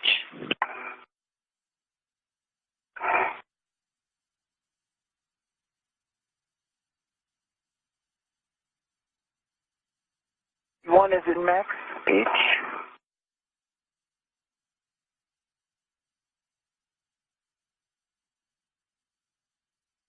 And by for EV2. Okay, you guys are both max H. You can take the water switch to on. EV1, water is on. EV2, water's on. DCM is blank, the bite off. DCM is blank, bite off. EV2 is blank, bite off.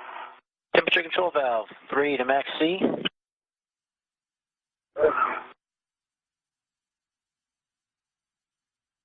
One is at 4, okay. 2 is at 5. Okay, if I can get your the gauge pressure. Sonny Williams and Aki Hoshide continuing to configure their spacesuits and get ready to exit the Quest airlock. In Houston, you need anything else per step 11? Nothing else, Joe. Again, the clock is ticking 3 hours, Houston, if you can 3 minutes and 30 seconds into today's spacewalk. They have switched over their suits to internal battery power. They should be exiting here shortly. We'll see you in a few. Thank you. Thanks, Yuri. Copy airlock. Houston will take care of 13. The voice that you're going to hear speaking to the astronauts today is the same one that was talking to them last Thursday. That is astronaut Jack Fisher. Ed brought in some lucky peanuts for the console, so I'm pretty sure this is going to go swimmingly. You two ready to get started? We're ready, Jack. Go. Perfect. Well, we had a perfectly timed LOS when you were reading down your tether config, so if you can walk through that for us. Certainly. My left waist tether is hooked and locked on my left D-ring of my suit. It is a closed slide lock, black on black, on Aki's safety tether. Aki's safety tether hook is closed slide lock, black on black. And that is the green safety hook, the screen safety tether, which is connected to the white also hook. Both reels are in the unlocked position. Unlocked? Yes. Go ahead, Aki. Your voice. Is the white unlocked? Sorry. Your white hook here is locked. Yep. Your safety tether reels are unlocked. Okay, copy that. Then is that my red hook is on my right D-ring extender. It's closed by the lock. It's full depth. And then my right waist tether is on my right waist, D-ring extender. It's closed by the lock. It's full depth. And then the waist tether hook is on the airlock D-ring extender. It's closed by the lock. It's full depth.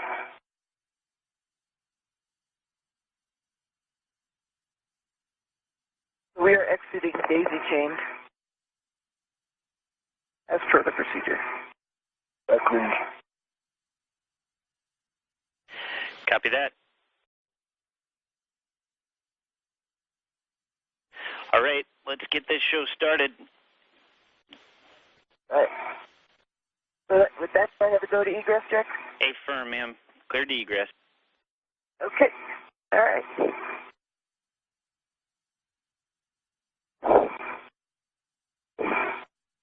Coming out. Your get-ahead test, Aki.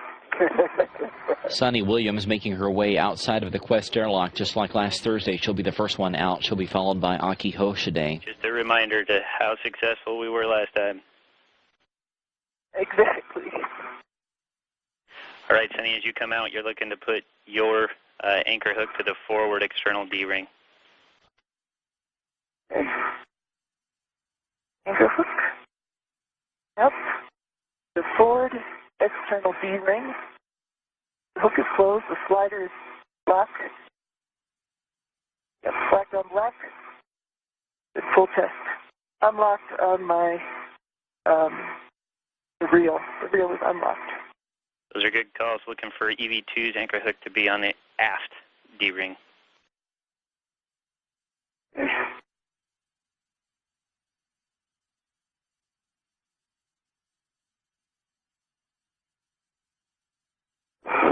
So Sunny Williams is now outside on her 6th spacewalk.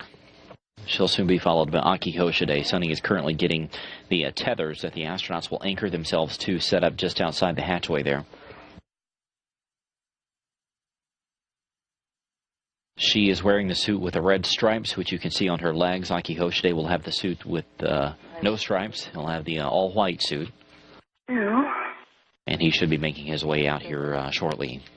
Is on the aft D-ring, a closed slider lock, black on black, and again, reel is unlocked.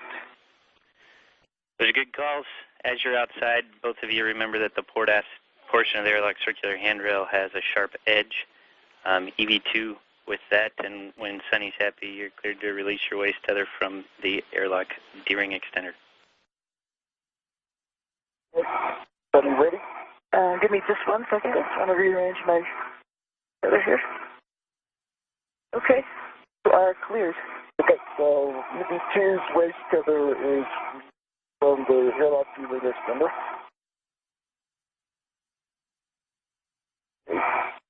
And then, I guess, Sunny, first item is your crew up back. That's affirmative.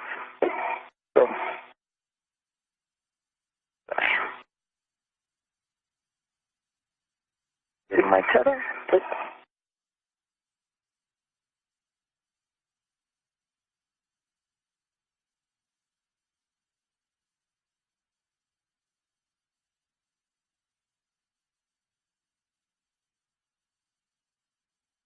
I have hold of the left bag. Okay. Out here just a little bit more.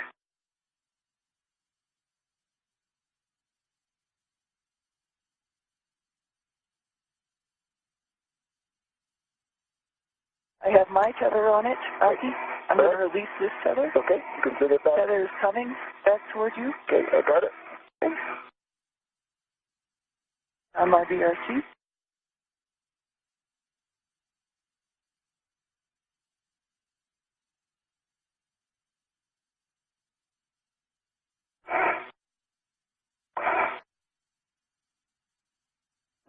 on my BRT, paddles are out.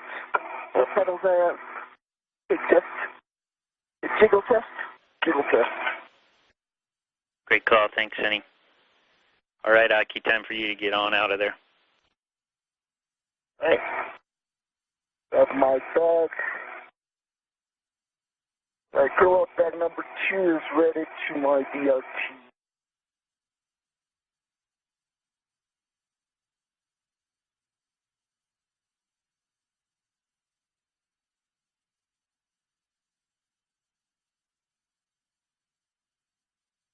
Alright, Study, I'm turning out.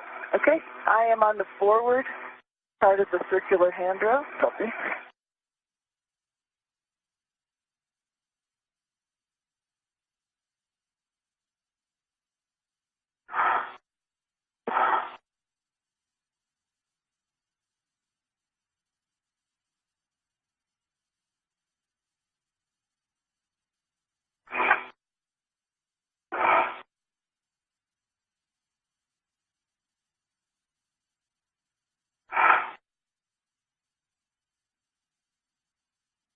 All right, next up.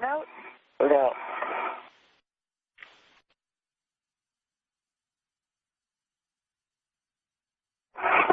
I can see your, we'll do the checks, but I'm just looking right at your right-hand side of your safer, and I see your handle is down on your hand control module.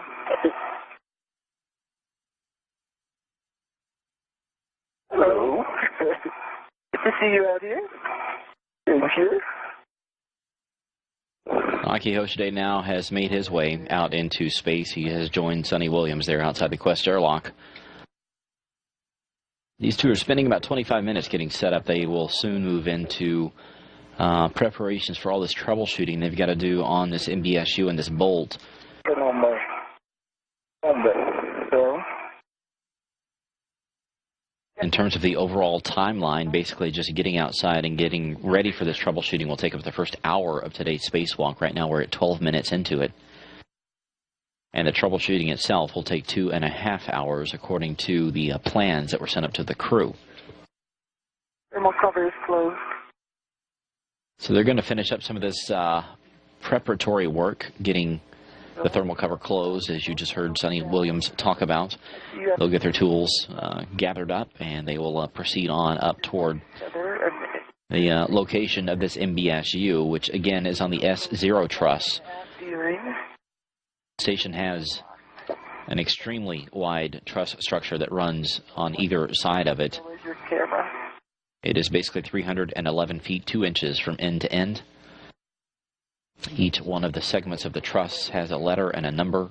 S stands for starboard, or the right side. P stands for port, which is the left side. The S0 is right there in the middle, very close to the Quest airlock and the middle portion, including NASA's Unity node, as well as the base of the Destiny laboratory. So that will be the work site for the crew, not too far from where they currently are. Your black hook is locked. White hook is locked. The astronauts and the ground teams are in the process of getting their helmet cams on orbit up and running. It's basically just like a laptop system that you would find here on Earth. It has to scan for a wireless network that amounts to what they're doing right now. They turn on the cameras and they get them connected to the transceivers that receive the signal. So once we get those up and running, we'll be able to tell you who has what number and be able to see the view from the astronauts themselves. Aki's MWS and BRT tabs up, and Sunny's BRT tab up. Oh, yeah. Good with those? Move your hand. Your BRT tab is up, your MWS2 tabs are up, too. Okay, let me check your BRT tab. Here this way. Yeah, so the BRT tab is up. Thanks for the reminder. I know there's always something I forget there. Jack? Too many things to remember. Hey, Aki, once you got the bag safely on your BRT with the paddles out, you're going to be cruising up first. And remember, you want to fair lead as you go. 0500 is up there at the corner of the CETA spur. You're going to be going to the port CETA cart and going to the mutt ball stack mutt install. Sonny, you're going to be going to the APFR on the starboard CETA cart to put your bag on the APFR and get the APFR on your BRT. Okay. And with that, you guys are cleared to press. Hey, Aki, I follow your lead. Okay.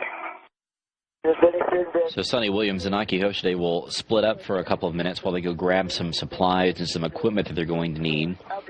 Again, Jack Fisher here in Mission Control, calling up and following along with the procedures as the crew begins the work in earnest. We'll hear something called the CETA cart. This is basically just a crew equipment cart. There's a few of them located on the International Space Station. Want to come closer to me? Here's the... Sonny Williams is going to be heading over to the starboard CETA cart on the right side and picking up a portable foot restraint that has been located there. Aki Hoshide will head to the CETA cart that's on the left side, the port side, and he is going to be picking up this flexible arm that's going to be used to store the MBSU onto. This is the same device that was used last time, but off Aki goes there on the left-hand side. Sonny there still in the middle, finishing up some work there on the Quest airlock.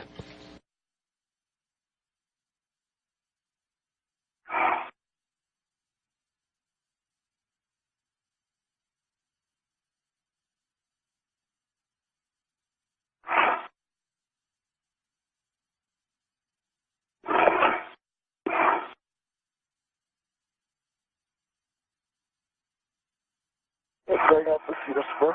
Okay.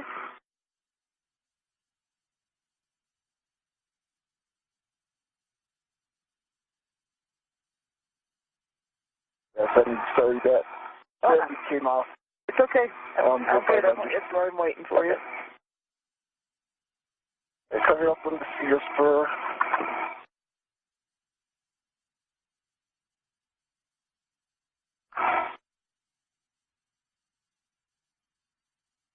Hey, Jack, I'm at the truss going port.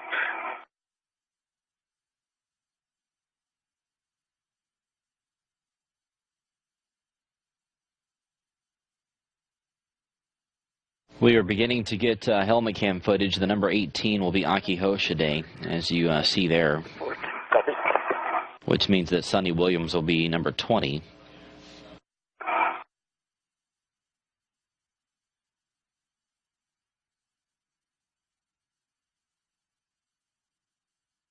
Aki is continuing to move hand over hand across the station's structure. Hey, Jack, I'm at the port CETA cart. After that. He is on the CETA cart, if that's all right. That's how he's going to follow me. Sounds good, Aki. We actually have you on both downlink channels, so we got a really good idea of where you are. Jack, I'm on the starboard CETA cart. Copy that, Sonny. You guys, I think you got the word. If you're not opposed, I would like to go back down and follow Aki up the port CETA cart just so our tethers are in the same place. Would you like to go up on the port CETA cart and then come back down on the port CETA cart and grab it? For grabbing the APFR? No. Okay. No, I'm right here. I'm grabbing the APFR now. And then I'll just go back down under if that's all right. That sounds great. So just throw your bag on, and if you'd like, we could configure to the proper APFR settings now. Let me know when you're ready for those.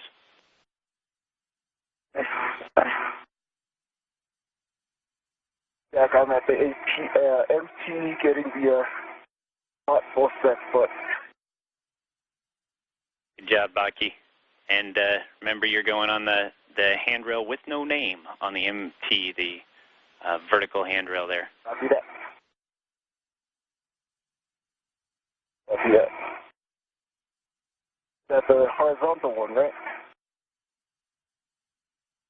Sorry about that, the horizontal, vertical, potato. Sorry. The other vertical.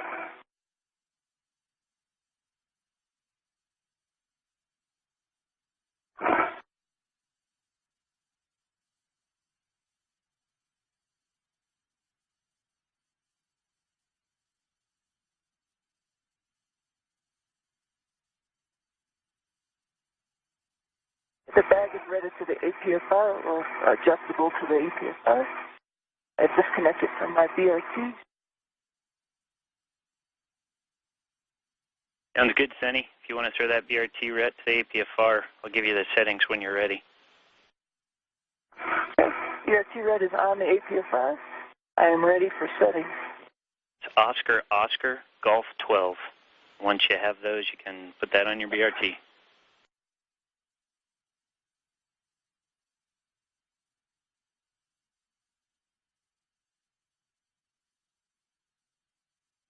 Houston station on 2 for robotics.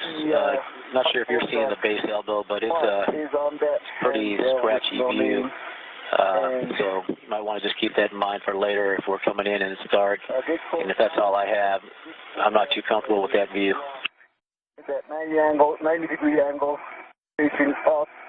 I have a ret from the ball step to the handrail. Copy that. And copy, Joe. It looks like we'll get the jaws are in a good config too. Copy the ret to the handrail as well. All good calls, Aki. Next up is to get up there, and you'll be talking with Joe to set up the SSRMS for APFR install position. Okay, I'll do that. Robotics Houston, Joe, a good alternate to the base elbow will be Jim EFF, and that's camera number 51. That's Sonny. Oscar, Oscar, Golf 12. Excuse me, Jim F, camera 51. And Joe, I am ready when you are. I am clear. Can we copy that on too? Okay, Aki, I'm with you. A lot of different activity going on right now as we hit the 22-minute mark into today's spacewalk. Sonny Williams and Aki Hoshide continuing to move around various different locations around the International Space Station. They are in sort of the second major phase of today's spacewalk, which is just getting set up to do all this troubleshooting.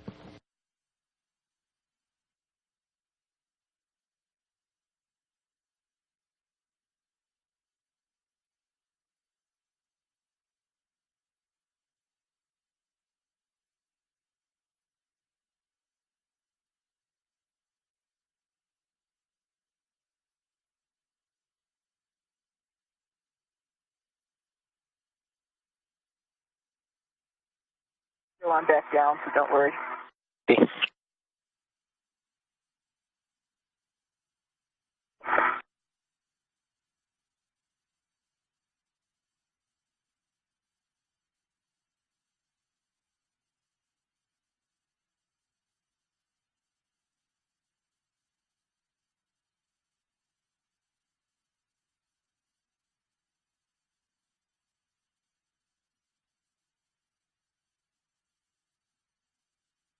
And the arm's going to go station aft.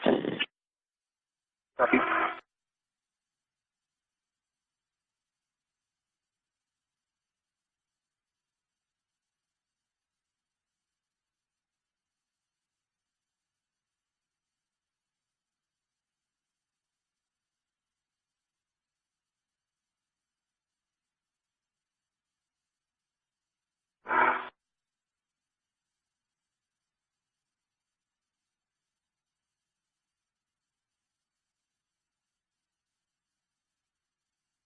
This is Mission Control Houston now, getting close to the 40-minute mark into today's spacewalk. Aki Hoshide there on the far right-hand side. You can see that portable foot restraint, which is that sort of 90-degree angle that is coming out the end of the station's arm. You also get a good view of exactly how big that arm actually is. It's just gigantic. It's close to 58 foot long. You can put the connector cleaner tool kit. It, of course, was built by Canada, bears the name Canadarm2.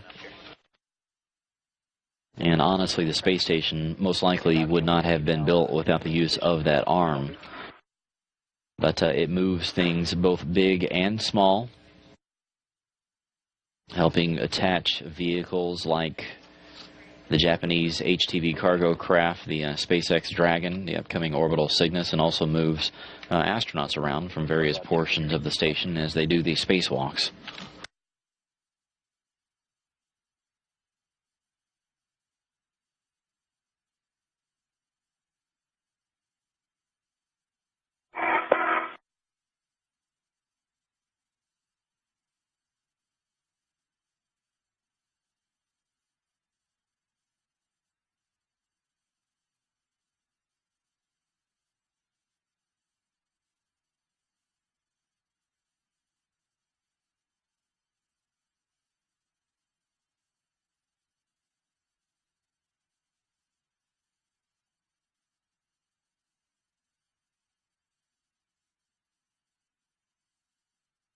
So another meter to go. Copy. Good.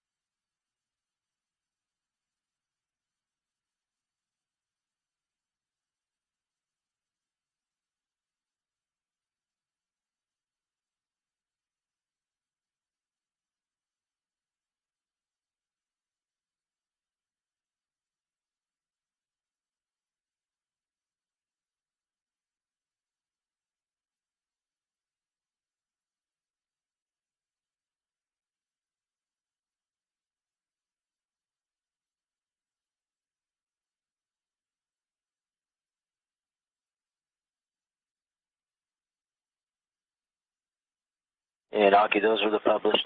Okay, I think I did a little closer. Let's see. Station forward. 0 centimeters. Okay, we'll start with station forward. Arms coming in motion. Copy.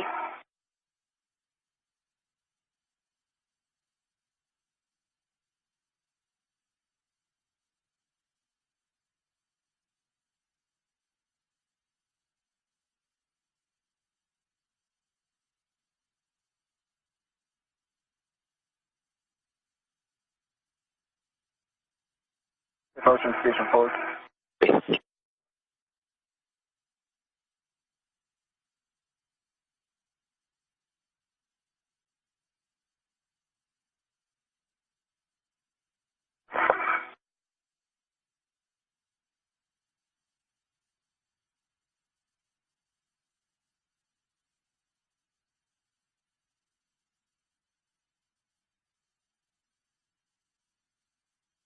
That's a view from Sonny Williams' helmet cam with the number 20 down at the bottom right-hand side. Aki Hoshide's will be the number 18. Sonny is performing an inspection of the main bus switching unit number 1. You see the tether tie down there to that handrail that the astronauts did toward the end of last Thursday's spacewalk. Sonny there on the left with a red stripe on her legs. Aki Hoshide there on the right in the all-white suit. But they are basically just taking a look, getting a lay of the land, photographing it. And they'll get this troubleshooting underway here momentarily. Okay, let's stop here and then let's go station later, 50 centimeters. Copy, going station Nader.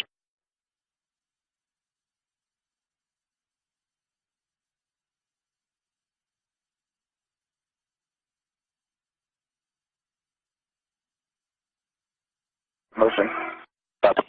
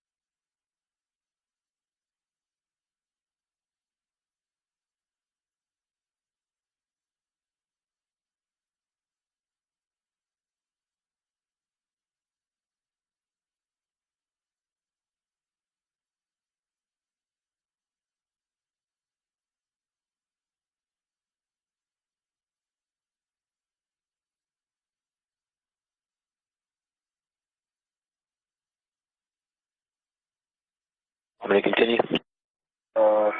Need another 5.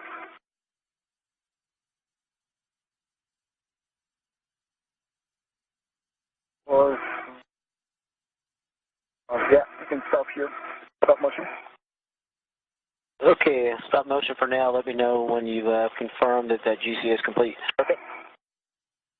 All right, Aki, as you go up there, just watch your safety tether.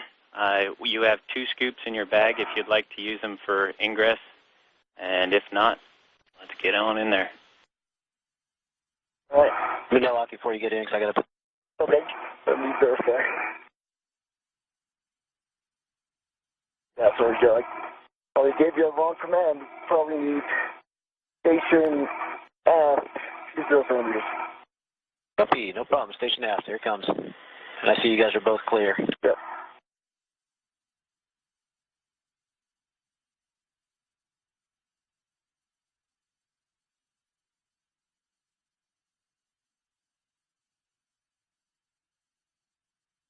Motion. Copy.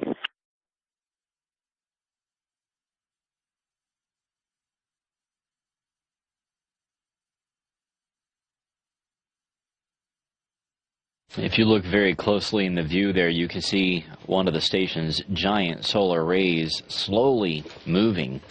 These rotate automatically to track the sun and get the best position. But these solar arrays are absolutely huge. It's 239 feet and 7 inches from tip to tip, so basically it's the equivalent of a 24 or 25-story building rotating around there back behind the astronauts. Motion. But Sonny Williams is on the left, Aki Hoshide there on the right. Aki is in the process of getting inside the station's arm. He'll be riding that there at the work site as he moves back and forth between the H1 and H2 bolt coming up here shortly. All right, waiting for it. There you go. 2 good saddles in the locked position. Awesome. Nicely done, Sonny. So the crew has the main bus switching unit securely fastened onto that flexible arm. That is where it will be temporarily as they continue to inspect it. You're red off, assuming that red is still going from the scoop to the structure. Okay, that might be a problem. I can't reach it. Where's your red? It's on the tether point. Or I can release it from my side. You can't get to it. Hold on. You need it for the stuff coming up? Because I probably can get it if you need it. Yeah, it's probably better to have it. On the back.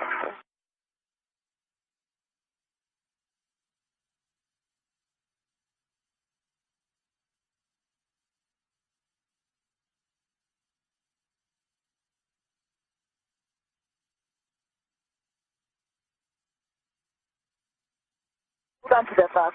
Okay. Keep it steady and keep it away from stuff because my mini workstation is right. Yep.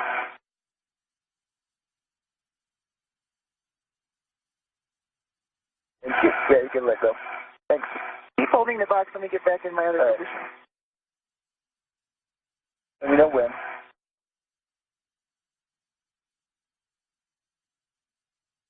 Okay.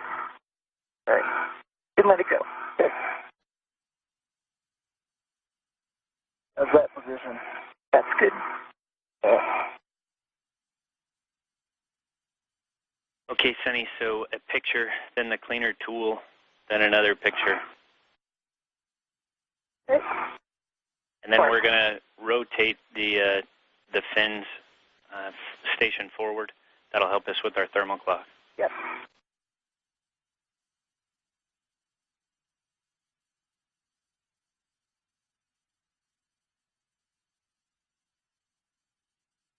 Sonny Williams there taking some photographs of what she sees around the area of this main bus switching unit. Right now we're at 2 hours and 9 minutes, approaching the 2 hour and 10 minute mark into today's spacewalk. At the beginning of the spacewalk, Sonny had 37 hours and 34 minutes under her belt in her career. This is her 6th spacewalk. No longer attached to the box. Okay, no longer attached to the box.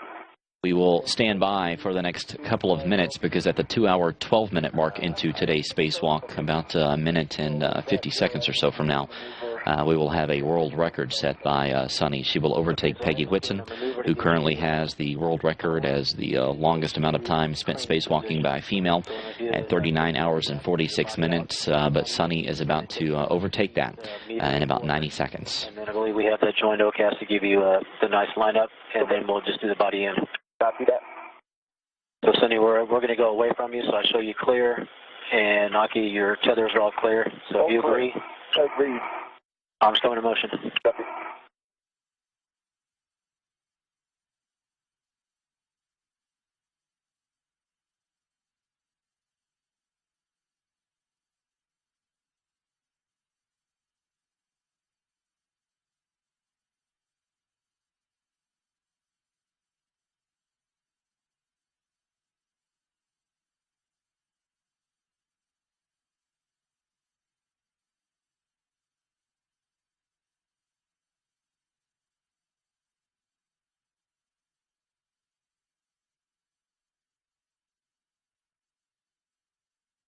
Okay, as you're heading back over to the H2 cleaning position, just make sure you avoid contact with S0 electrical connector sockets. So if you need to rotate your MWS, just keep your tools and everything clear of those sockets.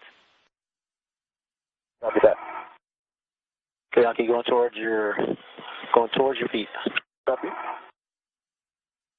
And we're now approaching the 2 hour, 12 minutes mark into today's spacewalk. Sunny Williams is about to set a world record here just in a few seconds. 2 hours, 12 minutes. Sunny Williams just became the record holder for longest time spent spacewalking by a female. She now overtook Peggy Whitson, who formerly had the record at 39 hours and 46 minutes. So Sunny Williams now number one.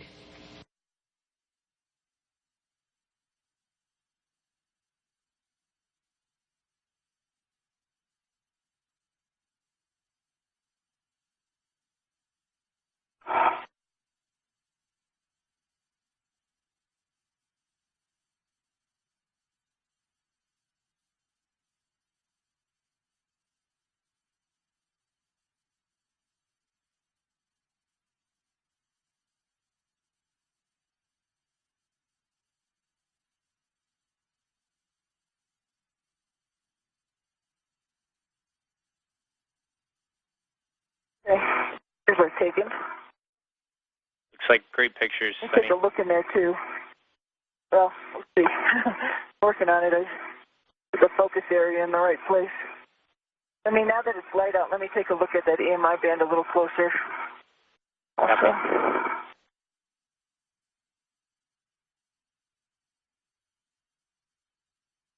So, is the EMI band, just to remind me, is it supposed to be continuous all the way around?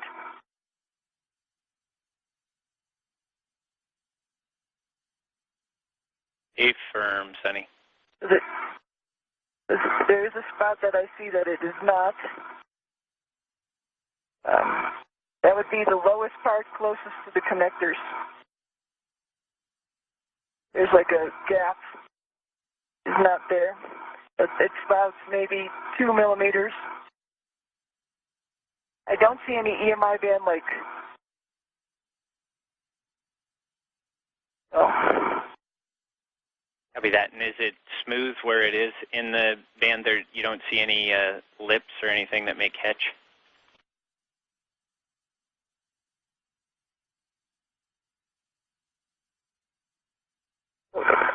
It does stick. It's in its proper position in other areas where it's like up and down. You know how it up and down in relation to the bolt. It runs along the bolt area. It's not like totally cross. You know what I'm saying? It's not like it's in the wrong orientation. But on the as I'm looking at it on my left side, it looks like it's. Yeah, Sunny, we just checked again. There is a gap. There is a gap, and there is supposed to be a gap. So as long as it's smooth and continuous, you think it'll go down the shaft, then I think we're good to go. Okay, so you're making me happier than what I just felt. So, all right, I would say still on the left-hand side, it's smooth. Trying to get on a good angle here. It looks like it does protrude a little bit. It's not in that gap entirely from my view, just on that left side. On the left side as I'm looking at it. It looks like it sticks out a little bit. Of course, there's a gap where they coming up on handover, Sunny, stand by. Robert.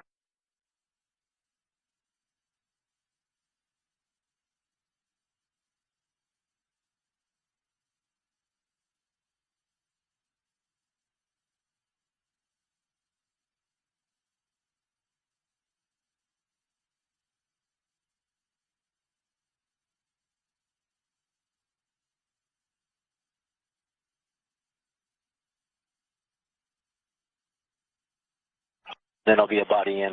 Copy.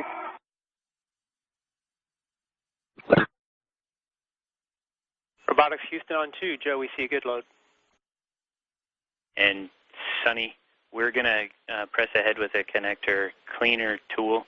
We can let the back room talk about the EMI band and if we need to do anything to that. So if you could set up for that. Okay. And when you got a second. Will do. In work. I'm listening. Okay. You just passed 3 hours and 46 minutes EVA time, so I have a message direct from Peggy. It says, Sunny, congratulations on being the female world record holder of the most EVA time. It's an honor to hand off the record to someone as talented as you. And then she ended it with, you go, girl. Go, girl. Well, thanks. Like I said before, it's a matter of circumstance, time, and place. Anybody could be in these big boots. Copy the boots. Let me know when your connector tool is ready. Once you blow out the H2, just let us know what you see, and then we're going to keep that on your MWS because you'll be using it again up at the H2 post. So Jack Fisher there, the Capcom today, passing on some words of congratulations to Sunny Williams as she officially becomes the world record holder for longest amount of time spent spacewalking by a female. So the record is hers now. She passed Peggy Whitson's 39 hours and 46 minutes about 5 minutes ago at the 2-hour, 12-minute mark into today's spacewalk. But Peggy had sent up a message through Jack to Sunny, congratulating her on this accomplishment. And today's spacewalk continues as Sunny and Aki are out there continuing to work with this main bus switching unit. Using the one in your trash bag first off.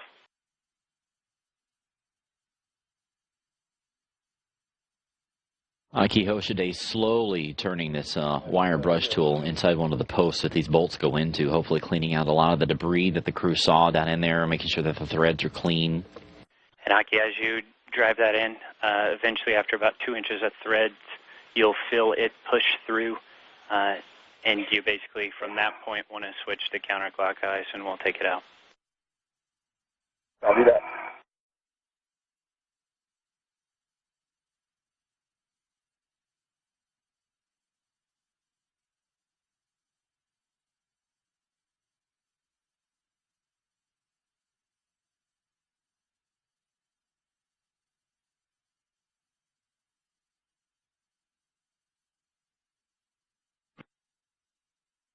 We're going to just wipe down H2, the whole outside, right? Stay firm. You're going to do that first, Sunny, and then grab the bolt. So H2 stanchion first. 3 hours, 57 minutes into the spacewalk, they're continuing to work, getting ready to install the MBSU onto the cold plate. Meanwhile, the station passing 252 miles above Texas. Grab that bolt tool and stow it back in the wipe caddy.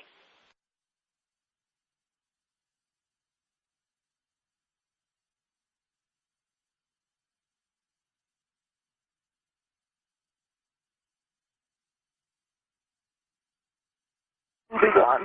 Ready for the bolt? Ready for the bolt. Thank you. Two.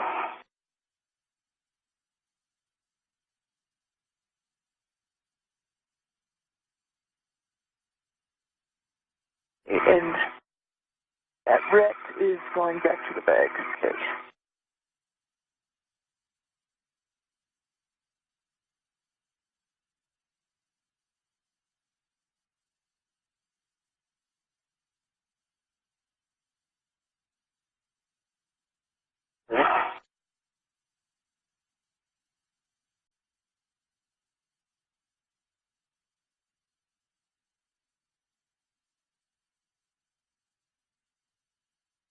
Okay, so just to confirm, it looks like we got the large wrench on the bag. It looks like we got the small T-handle tool and the Acme bolt in a wipe in the wipe caddy, and the wipe caddy accounted for.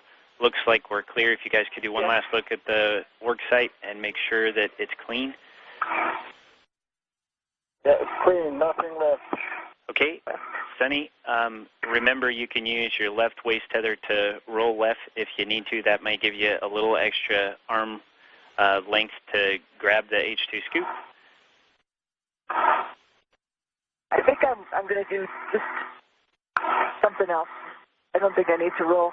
I think I'm going to try and pull the MBSU over here. Then I'm going to get out, get it from below, and get it to Aki.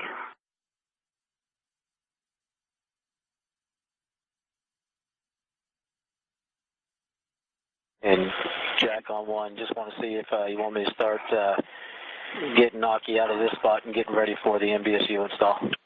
Need a ret? Or do you want to keep this one? Joe, let's let him get the RETs configured first, and once he's secure with that, then and has the box, I think this back-off position would be best now to have the appropriate clearances, and then we'll work the install position. Sound fair? Yeah, but I guess, are you going to try to install it from this position here, or do you want to go back to your original Aki, the H2 spot where you've installed it in the past? Listen,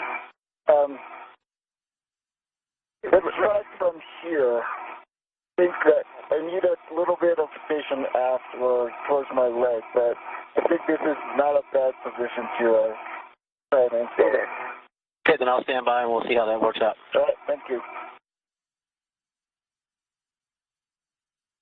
Yeah, I'm getting out of the APFR. Okay. Aki's ret is on. We've released the ret from structure below. I'm moving down to get station on 2 for robotics. MBSU and give it to Aki.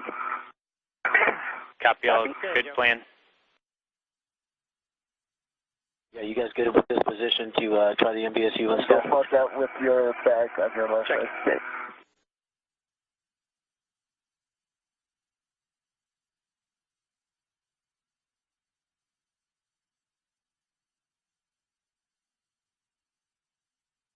Clear? Clear.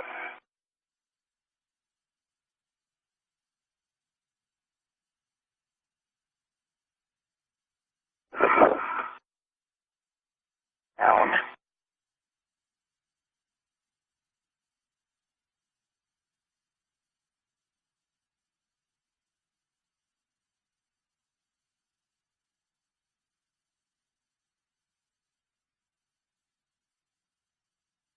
Robotics Houston on to Joe. The current position's okay, but heads up, you should expect some cross motion if GCA is going to be needed. I'm trying to get it out from underneath this. Got it. Okay, copy. So I'll keep them here, and if he needs a little GCA, hang with me while I get all my tethers. Not a problem. Great. Not a problem. That's correct, Joe. You'll just have to watch the feedback of that motion for the cross motion. Okay, copy.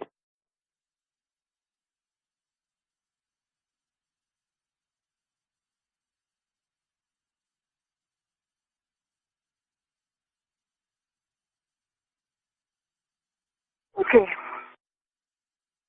Are you ready? I'm ready. I need about 30 centimeters to grab that H1. First of all, I'm just going to loosen up this guy. Okay.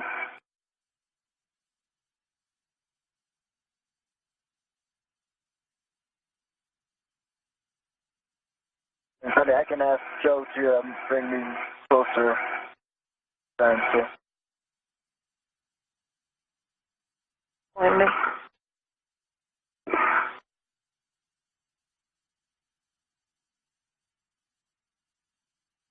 In position. I'm below it. It's better. And I won't hit it. I could lift it up towards you.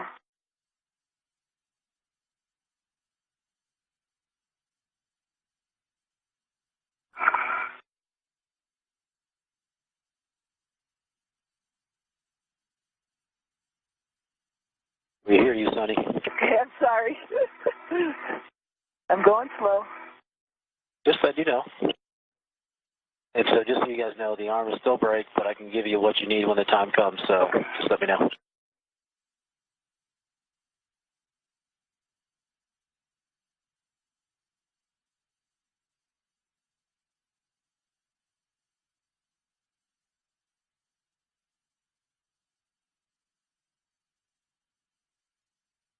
So if you can come Towards me?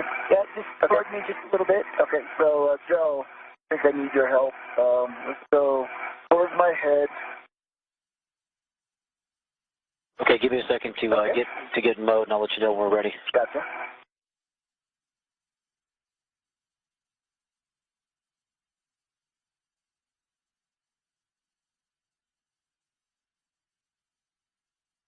So also let me know what command frame you have.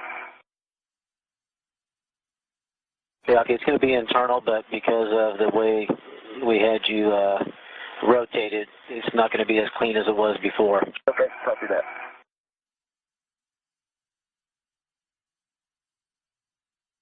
Not much. And I have a good grasp.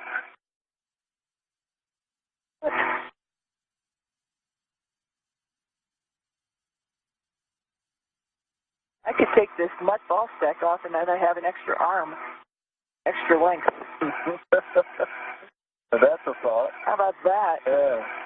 Okay, the arm is it's in manual, and okay, we are internal. Okay, copy. Let's go towards my head, 30 centimeters. Okay, copy, going towards your head. Hold on, Sonny. Sonny, you ready for that? I'm ready. Here it comes. Aki, you're almost there? Not yet.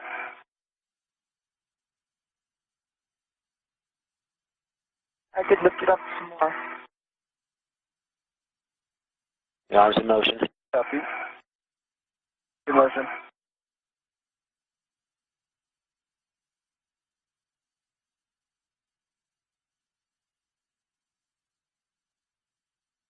A live view from Sunny Williams' helmet cam as she hands off the MBSU to Aki Hoshide there on the end of the arm.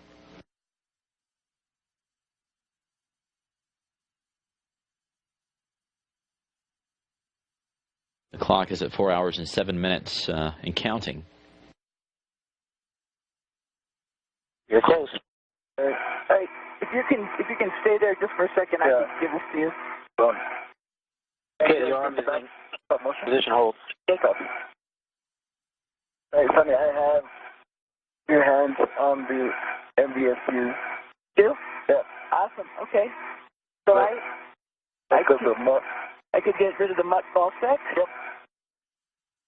Just tether. Tether to me. Hey. Off me. Okay. Just lean back. You're clear, Sonny. Yeah, cool. Thank you. Yeah, I'm going to rotate it. Well done.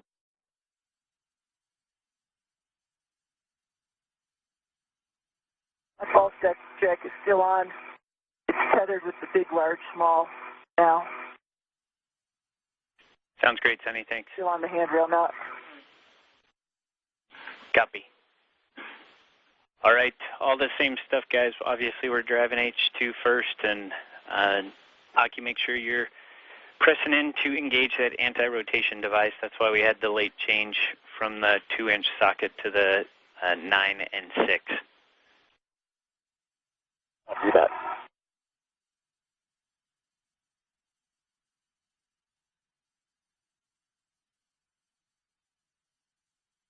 And Joe, let's go towards my feet. 0 centimeters. Yeah, copy that. I'm going to go towards your feet. And remember, when it comes time to install this, it won't be as clean as it was before with just that plus X. Okay, understood. Comes to motion towards your feet, and I show Sonny's clear. I am clear. Robotics Houston, Joe, we'd also recommend zeroing out the pitch and yaw.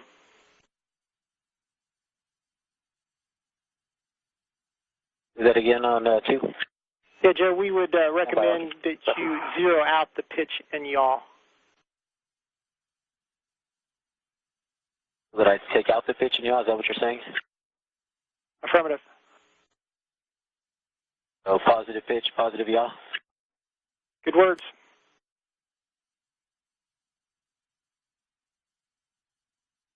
Okay, I was just getting some good advice there. I'm going to do, get your translation, but also get you some pitch and yaw. Okay.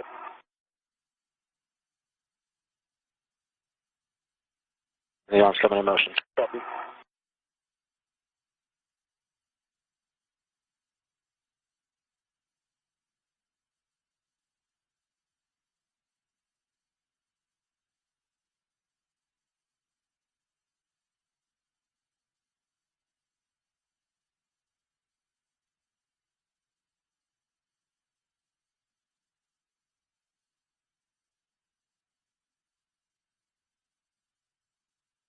Yeah, okay, I don't see any motion, but you're bringing it back toward you? No. And so I'm doing some pitch and yaw first, and then I'll do the motion. Okay, sorry. Just holding it steady.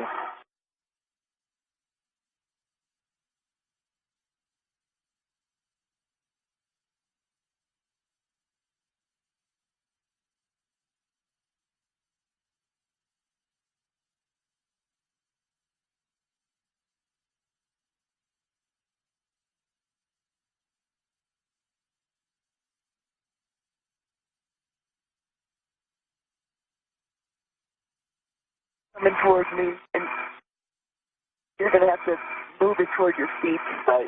That's why I asked for motion. And that's going to come right now? Yep.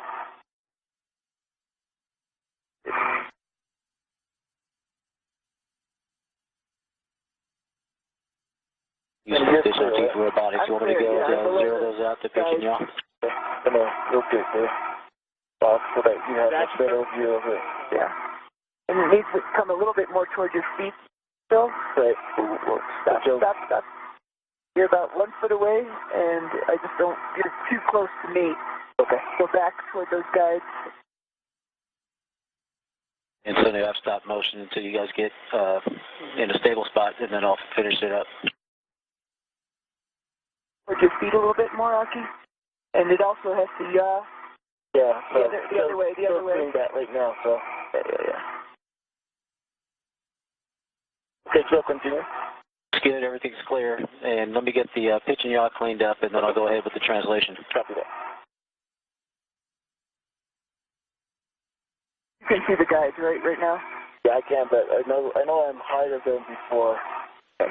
So that's why I'm asking for it. All right. But let's hold off and let Joe finish it. And while Joe's cleaning up the pitch and yaw, just two options for you guys, Sonny. You have the option of where you are or in the APFR, whatever's going to give you the most stability to dither and find that neutral position. So think about what will work best for you.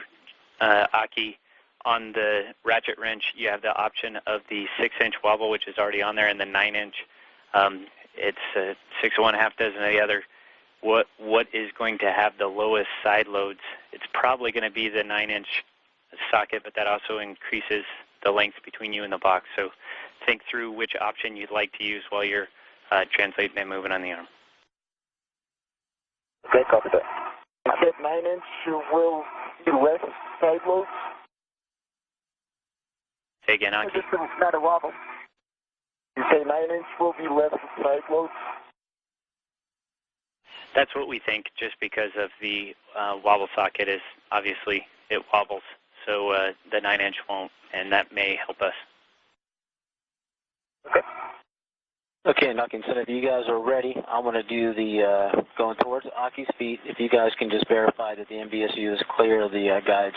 I'm watching it's clear of the guides by about a foot. Great, here it comes.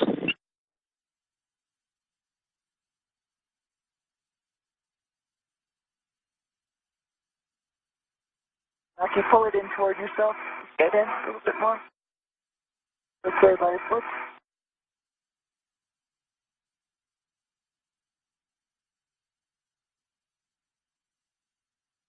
Like that motion? I like it. Motion.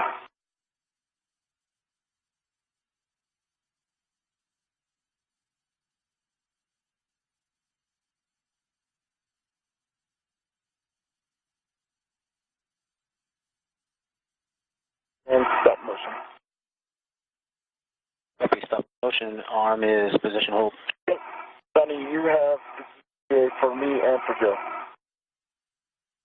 So at this point in time, you think you can probably lean over and put it in, but don't do it. But right.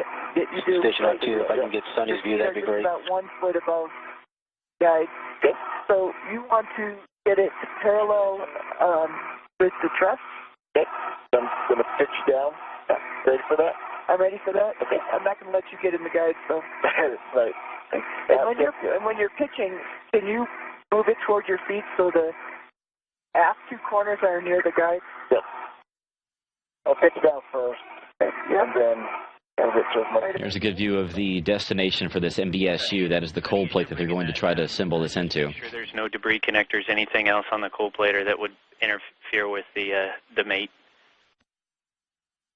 Looks perfect. Copy that. Looks nice. Okay, I've actually got the scoop on the top too. Okay. Ready to bring it down? I have to bring it down, but slowly. Slowly. It's not quite there. Inside the guides in the front. Okay. Can't see this side. Okay. I've got it in the 2 guides in the front. Okay.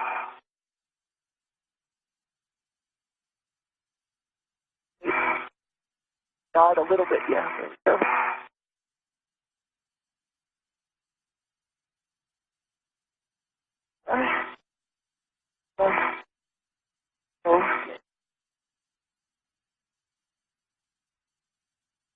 On the here. And once you guys are happy that it's in the guides, we could have Sonny just hold it and then zero the arm out and have him, Aki, go back to the H2 bolt position. Does that work for you? Yeah, sure.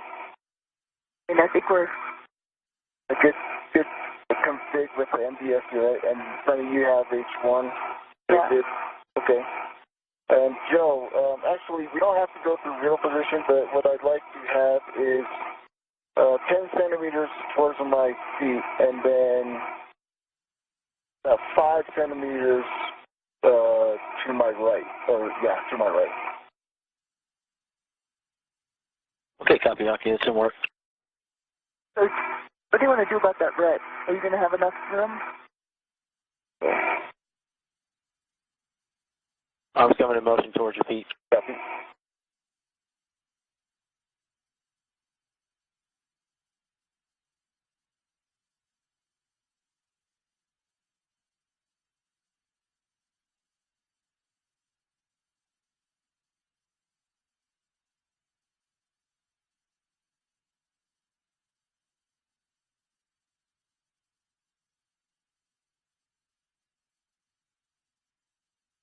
You guys see good motion. It's coming. Very slow, very nice.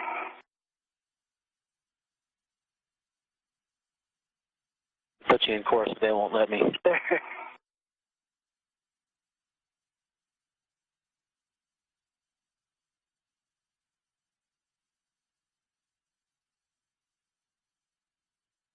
It's about what you asked for, but I can continue. Okay.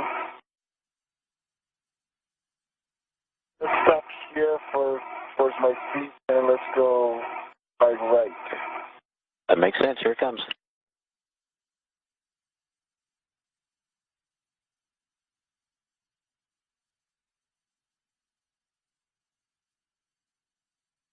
Feet moving. Good motion. Copy. Thanks. I couldn't sense it. Now I know. Good motion. And stop motion.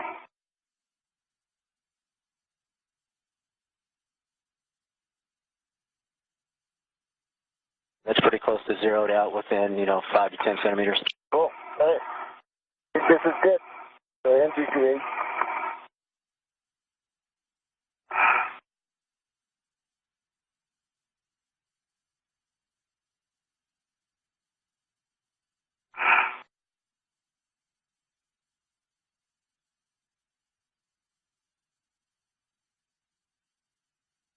Yeah, I think I'm going to stay here, by the way. Copy that, Sonny. On cheap robotics. I can stay in position hold, correct? Yeah, I only get one motion from the side. On site. Let's go with the 9-inch.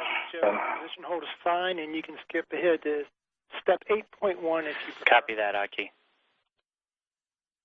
That's where I'm at now. Thank you. We're using the ratchet wrench, correct? Sorry, I missed the last.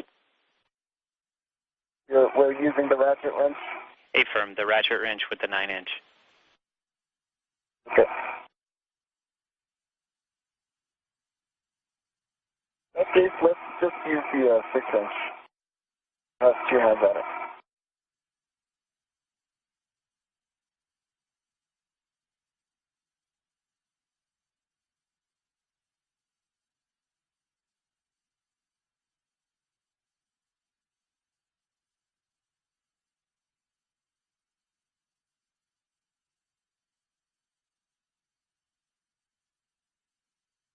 With that wobble, that's the only problem with that wobble. Yeah. The other option is to take the scoop off and use the 2-inch. Yeah, the 2-inch won't go in. The problem we're worried about with the 2-inch, Sonny, is because of the anti-engagement device that actually may or may not defeat it. Yep, yep. Yeah, if you want, start with the palm wheel. So Affirm.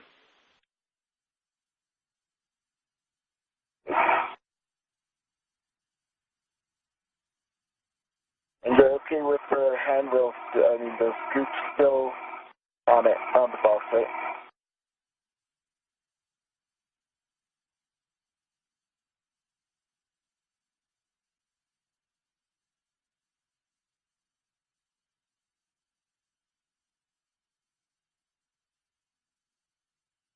Aki, before we do the socket, let's go ahead and take the scoops off. There's some concern that just having the scoops on there may impart loads that we don't want. So we need to grab the adjustable to a ret.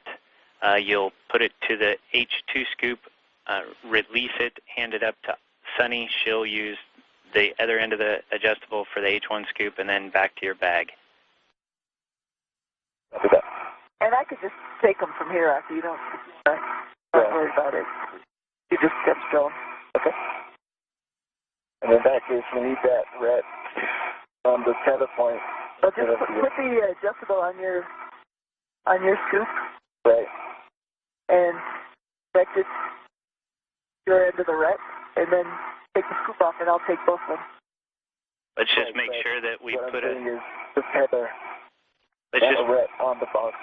Yeah, let's just make sure we get a red on the tether point before we take that H1 scoop off. Can I move it right now? Hold on. Let me put this on, and then we're secure. So. Okay. Okay. I have a red and adjustable on H2, so you can go ahead and release this red from H1, and if you can put it on the tether point. Yes, that'll be great.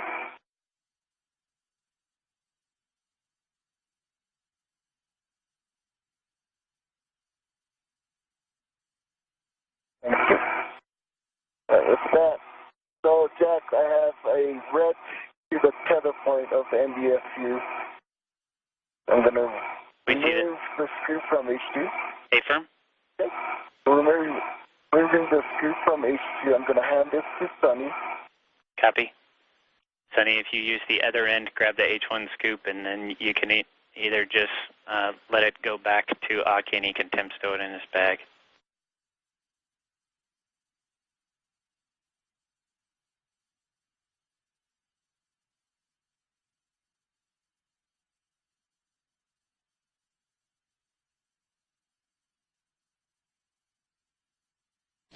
Aki is going to attempt H2.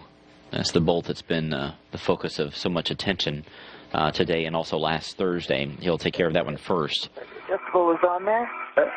The instructions call for between 15 and 17 turns for that bolt.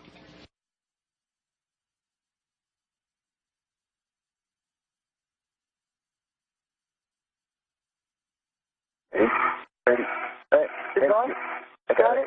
Got it. Thank you. Going back to my black bug.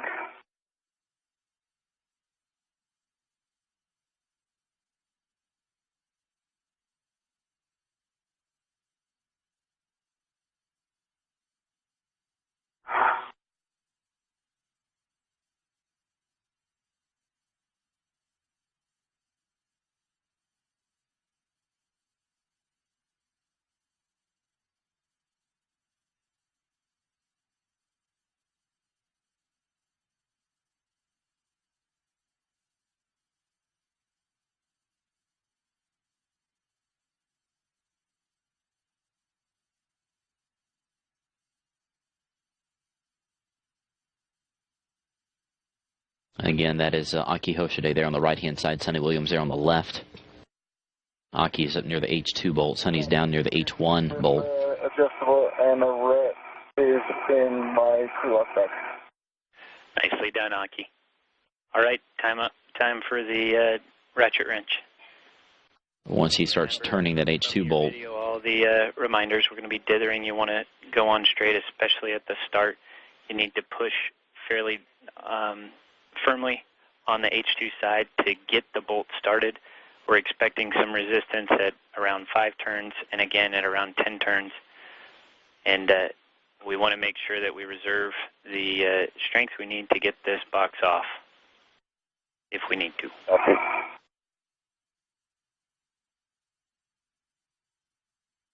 All right. So they're expecting some torque around the 5-turn point. Status indicator. That's where they saw some stickiness before. Unlock. And the one down by you, Sonny, is fairly unreliable. It should say lock at this point, but it doesn't. Copy. Actually, the 5 right in next to the 2 Ratchet Laser will take Aki's helmet. The white block. It's not bad. Not bad. Copy, Joe, and work. Okay, ready for ratchet motion? Hey, firm. Let's dither away. All right, here it comes.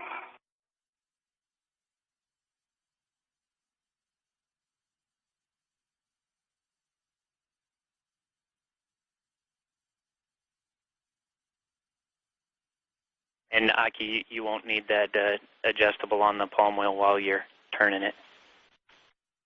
It's considered secure. Just watch that center button.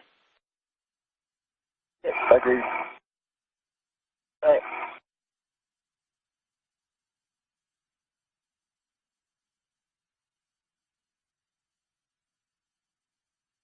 Sonny, from the video, you know you can see the slight motion, so just tell us everything you see and feel, guys. Yeah. Back and forth. And remember, Sonny, up and down is going to be a little more critical than side to side. Yep. Okay, I'm at 1.5 on the palm wheel. I like to go on the ratchet itself. Copy that. Press. Aki Hoshide attempting to insert this bolt. Sonny Williams is dithering the box back and forth and up and down, just kind of rocking it. Follow. Okay, indicator is definitely moving. Some friction, but nothing unusual. Copy that, and try to keep the ratchet wrench as straight up and down as you can. Yep.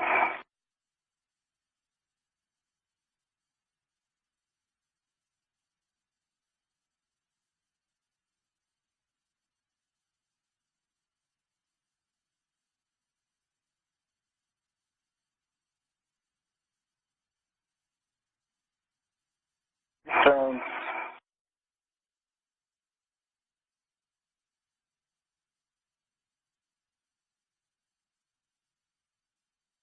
Indicator is definitely moving towards the left side. Awesome. 4 turns. Okay, can you give me a break for a second? Sure. Move my... I'm silly, but I am dithering. My fingers. I got one job. Dithering is hard work. You're doing a fine job. Okay. That helps, remove it, so. I'm back. All right. All right, ready? Yeah. Okay.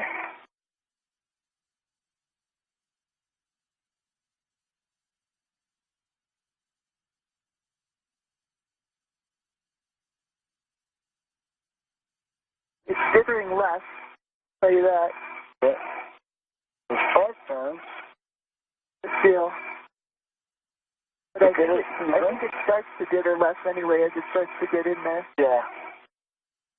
Good.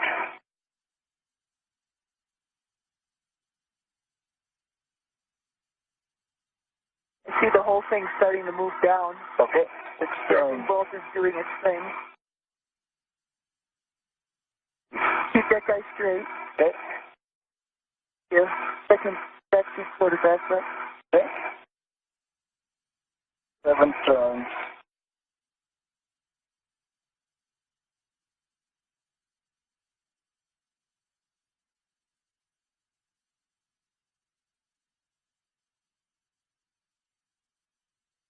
Okay, 8 turns, and I see the indicator in the middle. I have not encountered any unusual friction yet. My left hand just fell asleep because my fingers are crossed too long. We're holding our breath. Good job.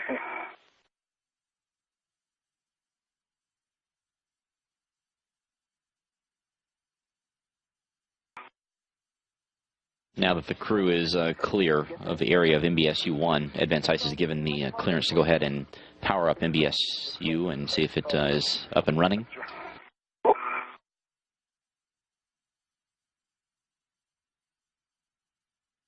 The crew, which is Sonny Williams there on the left with the red stripes and Aki Hoshide there on the right, are now. And you just heard the applause. The board at the front of the room just went from red to clear, which means that MBSU is up and running and alive, which of course is good news. So 5 hours into today's spacewalk, the MBSU is successfully installed and is back up and running.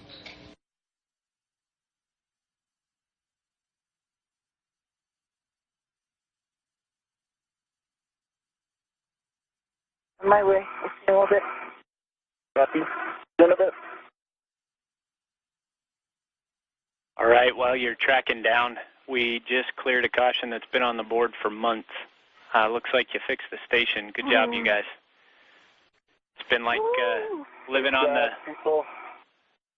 been like living on the set of Apollo 13 for the past few days. NASA does impossible pretty darn well. So congratulations to the whole team. Yeah, a lot more congratulations to all the folks who have worked on this. It's unbelievable. Thank you very much for making us look good today. Great. Yeah, thanks to the whole team.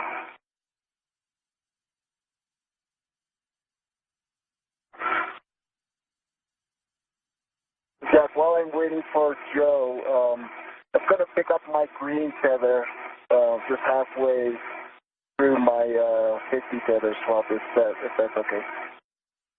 That sounds great. You're going to be putting your green hook from 3490 to your red Ircum. And go ahead and lock it. Copy. Copy that.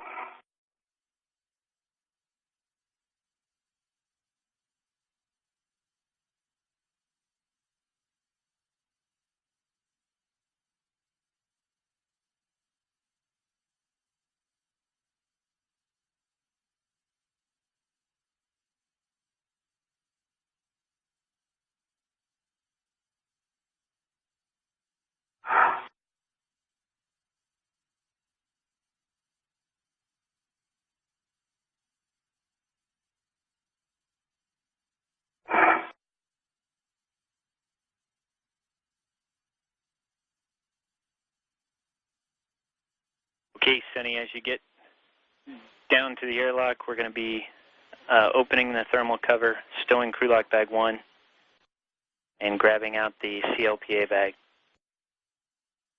Okay. I'm at the crew lock.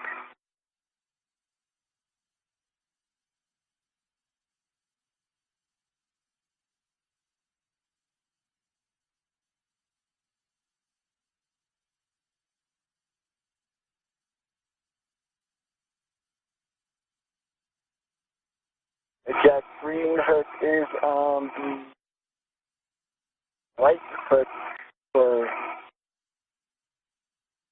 no, look at that. The green hook is on the red hook, it's both sides, but locked with full test. Copy that. And when you're in position, we're going to be moving the white hook to your airlock tether reel and verify that it is locked and your reels are unlocked. Copy that. And Aki, if you are ready, I can put the arm in motion. I am ready. It's going to be 3. It's going to be a plus X, a plus roll, and then the positive Z. Okay. And it's coming in motion. Looks like you are clear. I am clear.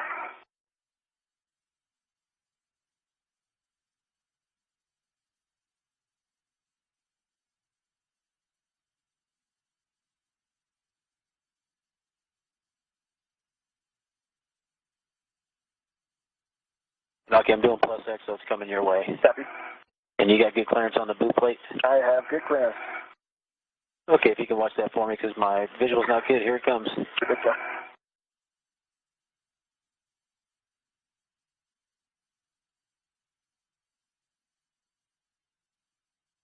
I see good motion.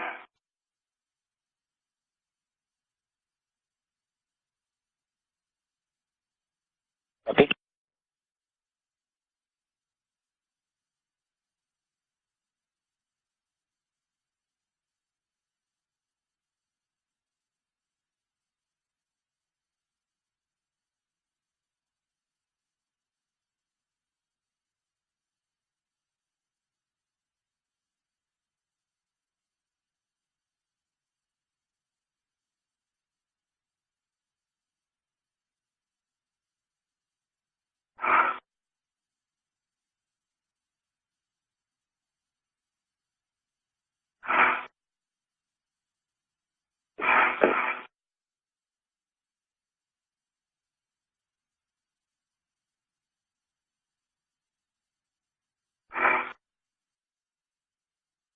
Hotel, Fox,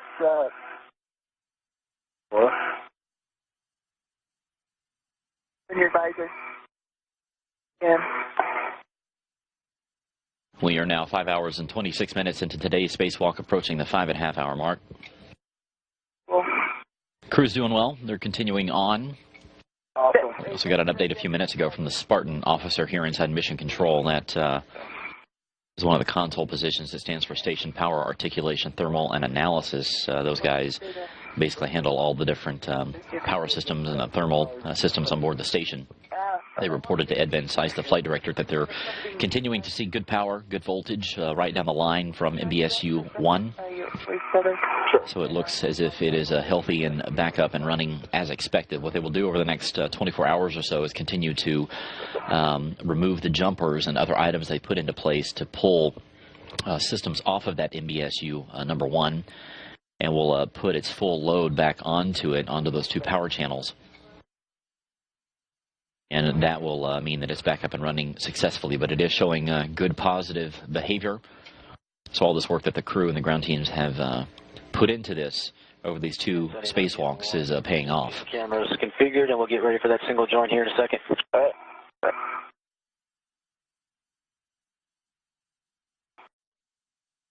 This is Mission Control Houston. We're now at 6 hours and 6 minutes into today's spacewalk. Everything wrapping up fairly easily here toward the end. We should be coming in right on time. The crew is due to be back in the Quest airlock about 20 minutes or so from now. Copy. Understand 12, Papa Fox 12.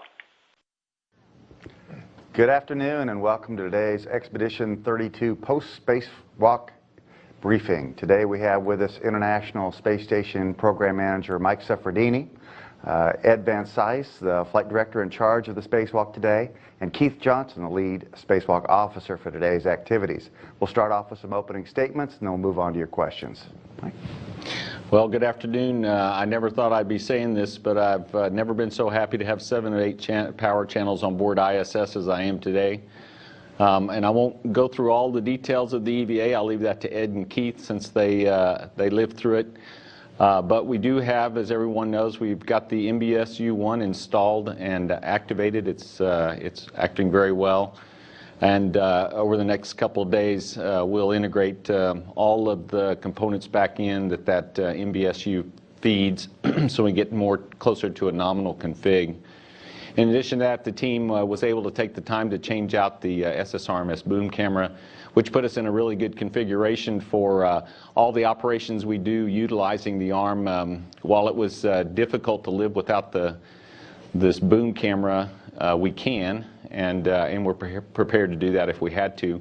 but today's EVA went as good as you could hope for, and once we got to the MBSU installed, the crew and the ground team decided they had the time to go ahead and get the boom camber replaced. So we're in good shape. The EVA went very well.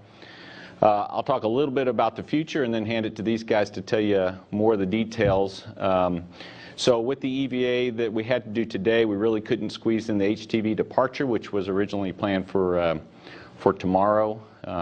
In there, in between the HTV departure and the Soyuz departure, we had a reboost planned really it's for phasing for future vehicles. It would tweak the landing a little bit, but that wasn't mandatory. But in working with the rest of the partners, we've decided that the plan is as follows. We will plan to have HTV depart on the 12th. We'll do a reboost to tweak the phasing of the orbit on the 14th, and then the 30 Soyuz will depart on time on the 16th. And that then puts everything in play to go ahead and have the ATV depart on time, which I think is currently the 25th of September. So hats off to the team. They did a fantastic job. This was a very challenging issue that took a lot of thinking about what do you have in your list of tools, and not necessarily tools on orbit, that you can use to get yourself in a good posture to install this bolt. As it turned out, the bolt post had some rough threads in it, and since we don't have on orbit a tapping device per se, we had to come up with tools to kind of clean it out as best we could, and then run this other bolt in. But the team did a really great job. The crew did a fantastic job outside today, and as a result of that, we're back in really good shape on orbit. And so with that, I'll hand it over to Ed. Well, thank you, sir. I'll start with the end of today. Obviously, getting MBSU-1 installed and activated. Doing that successfully is a broad team across several organizations throughout the program and across the partnership to make that all happen. And I'm extremely proud and impressed with all the work of all the people that were involved in putting this together. Not only the EVA team, but as they're the ones that are out in front pulling this together for the crew, but all of the different flight control disciplines that are involved, all the engineers, analysts, the folks at Kennedy Space Center that actually installed the MBSU into S0 before it launched. The press conference we had last week, Mr. Suffredini talked about going back and pulling paper on the actual initial installations. We did that. We talked to everybody we possibly could to understand what was going on, and that paid off here today in the end. I'll talk briefly about what's happened over the last 6 days. If you can believe it, today is only the 6th day after the end of the third longest EVA in U.S. history last Thursday.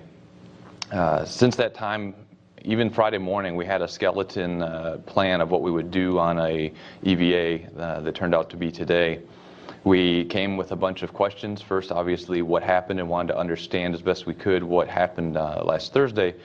And then we went from those questions to try to, in broad terms, say what needs to be done to make us most successful on doing it again. So, of course, that meant go take a look at the failed MBSU, the MBSU we had been trying to install, and see if it had been damaged or if there was anything on that MBSU that might tell us some clues about what had happened. We also needed to clean that up and get it ready for installation. Go inspect the cold plate on the S0 work site where the MBSU gets installed. Make sure, see if there are any smoking guns out there to show us what had happened, but then also get that all cleaned up and ready for an installation task. From that point, the engineers and all the various flight controllers went from those questions to finding ways to get answers to those questions. So, of course, we looked at paperwork, we looked at previous tasks that had similar types of installations. For example, the battery charge-discharge units, the BCDUs, we've installed some of those in our past, and they have a similar configuration. We went and talked to all the people involved with those activities to learn what we could. We also, like Mr. Suffredini mentioned, we went and invented new tools that we could take outside to help us clean and chase the threads in the posts of the S0 cold plate, to blow out any debris, to look for damage, and to make sure that we fully understood and could correct the best we could the situation there at S0. We also had several very long discussions with all of our engineering counterparts to take the questions as far deep as we possibly could. What if we find such and such out at the worksite? What are we going to do? If this method doesn't work, what's the next step? So we really completely developed as much as we could what we call the crib sheet, or the what do you do if this happens paperwork. And that went very smoothly. Developing that was a long process. Several meetings went into that, but today's success shows the results of all those meetings and how fruitful they were. We had a great set of documentation. We didn't have to stray from it, and it enabled us to be successful today. So we call it a Team 4 effort, and that's because we're pulling out a separate team to go focus on all these. And it really was an amazing experience to be a part of and to watch as this entire team came together with its resolve to fix the singular issue. And then we did so with enough time left that we could go pick up one remaining scheduled task from last week's EVA, and that was replacing the boom camera. So I'm glad we could get that done as well. And over the course of these 2 EVAs, we were able to get all of our primary objectives for the EVA 18 accomplished. So I'm very, very happy with the success of the EVA, and I'll let Keith go into any more details he wants to. Thanks, Ed. Let's see, so today's EVA was 6 hours and 28 minutes, which puts Sunny at 44 hours and 2 minutes of total EVA duration, puts her 11th in the U.S. standings, and she is, of course, the #1 female duration for EVA, so that's kind of cool. And we let her know that during the EVA. She sloughed it off and said, I'm just out here doing a job and I'm in the right place at the right time. So has a wonderful attitude to have, to know that she's out there to do her job. Aki, that was his second EVA. It makes his total 14 hours and 45 minutes. He is the leading Japanese astronaut. He surpassed Takao Doi, who had 12 hours and 43 minutes. We went out the door with an off-nominal suit configuration from the EVA last week. We had a problem with the cooling on Aki's suit, and because of that, both crew members had to shift suits. Aki went out in Sunny suits, which was resized for him, and Sunny went out in a large hard upper torso, which is an off-nominal size, but she had practiced in it before, and she didn't have any complaints and stuck ahead with the plan. So Ed mentioned a lot of the work that went into getting ready for this EVA, and I have to say I had many people come up to me and ask me what I thought the odds were of installing the MBSU under these conditions, and really the best that you could do is plan for getting the box in, but then also plan for all of the multiple things that you would have to do if we had to bring that box inside. Mr. Sefferdini asked us to look at that several months ago with the failed box that we took out, because there are plans to potentially change out one of the plates inside of that, the cards. And so we did have a chance to look at how well that MBSU fits inside of the airlock along with other bags. And because of that, we came up with a configuration that if we needed to bring everything back inside with us, along with both crew members, we had a safe configuration. So we had to plan for that. And during the week between the failure and this EVA today, as Ed mentioned, we had teams going off developing many tools to make our jobs more highly successful. One of the tools that we developed, we pulled out, we have spare boxes that are inside space station that are the same bolting configuration as the MBSU. So in order to understand what could have been wrong with the bolt, we scavenged the bolting mechanism out of one of the boxes that was inside and developed what we used as a tapping tool that Mr. Sefferdini mentioned. This is a T-handle tool that the crew members use to restrain some of the outer coating on space station. It's a handling aid. It's got a pin on one end, and it fit nicely into, just fortunately fit nicely into the bolt mechanism, and so we could develop a tool that allowed us to drive the bolt without the box around it, so we could see just what it took to get a bolt installed. We also had to put tether features on it, and that allowed us to keep it safely secured during the operation. Well, we knew that the torque was going to be a high running torque, or we suspected that it was going to be fairly high. This is about what a gloved hand could do to turn this bolt. And because the torque could go up from there, we had to find a way to allow us to take this T-handle tool off and put another socket in place. So the guys on the ground came up with a really nifty method to cut this particular tool loose and then install a much larger handle that would then allow them to put quite a bit more torque into the bolt. And this was a really good design, and this worked out really well because the torque got to the point where neither Sonny nor Aki was able to do it with the T-handle tool. And it also allowed them to drive it both forward and backward when installing the bolt. And that way they overcame the rough spots that Mr. Safradini mentioned by driving it through those spots. So we, in the process, lubricated the bolt with lubricant that we've used on orbit before. This is what we call the lube gun, and it has brake coat in it, which is kind of a vacuum stabilized grease with some particles in it that allow it to, some graphite particles that aid in. We brought this gun out with us. Unfortunately, we didn't have to use it. In previous EVAs, we've used this gun to lubricate the solar alpha rotary joint, and also the end effector on the arm and other points were grapple fixtures on board space station. So we had this on board. We used it to squirt into mitts that the crew members have for applying this lubricant. And with that, they put some of their other tools that we applied the lubricant to, such as the bolt that I mentioned before, and also an application tool that may seem familiar to people, which is a toothbrush. So while we were IVA, the crew took this toothbrush, attached it to another T-handle, and then put it in the grease and prepared it to go EVA. So the process that the crew used once they got the MBSU out and away from the stanchion, we knew that we had particles down inside the socket. So they came outside with yet another tool that was developed by the ground team. And this is a very interesting tool. This is a piece of cable that has the end wires bent back to make a bit of a brush. And they took this tool out with them to the work site.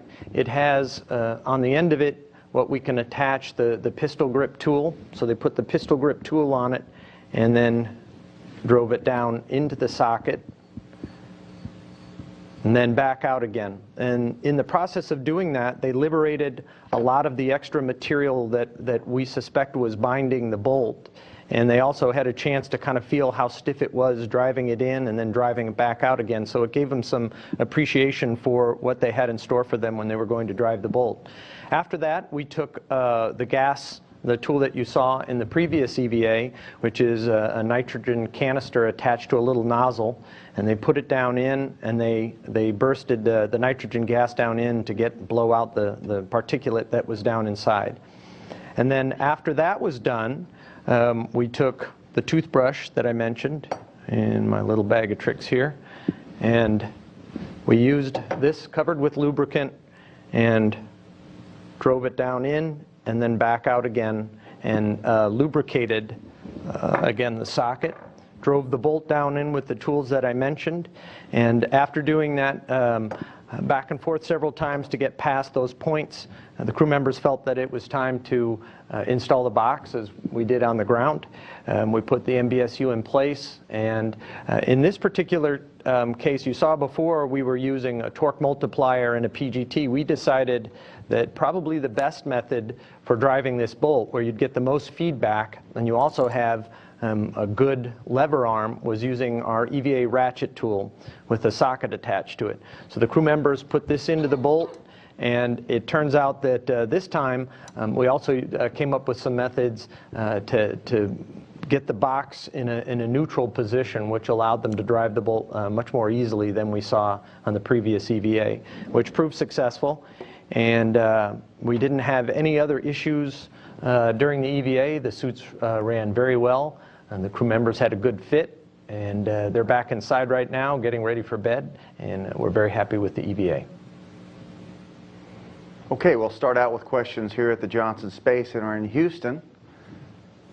Gina? Sure, if I have time for one. So Mike, at what point did you breathe a sigh of relief today? Oh, Gina, you always ask me these questions. Let's see. I didn't sweat too much when the NBSU wouldn't go in, because being down 2 channels wasn't too bad. But the last few days, every day as you were watching, we lost another power channel. We lost a thermal loop, at least briefly, in node 3.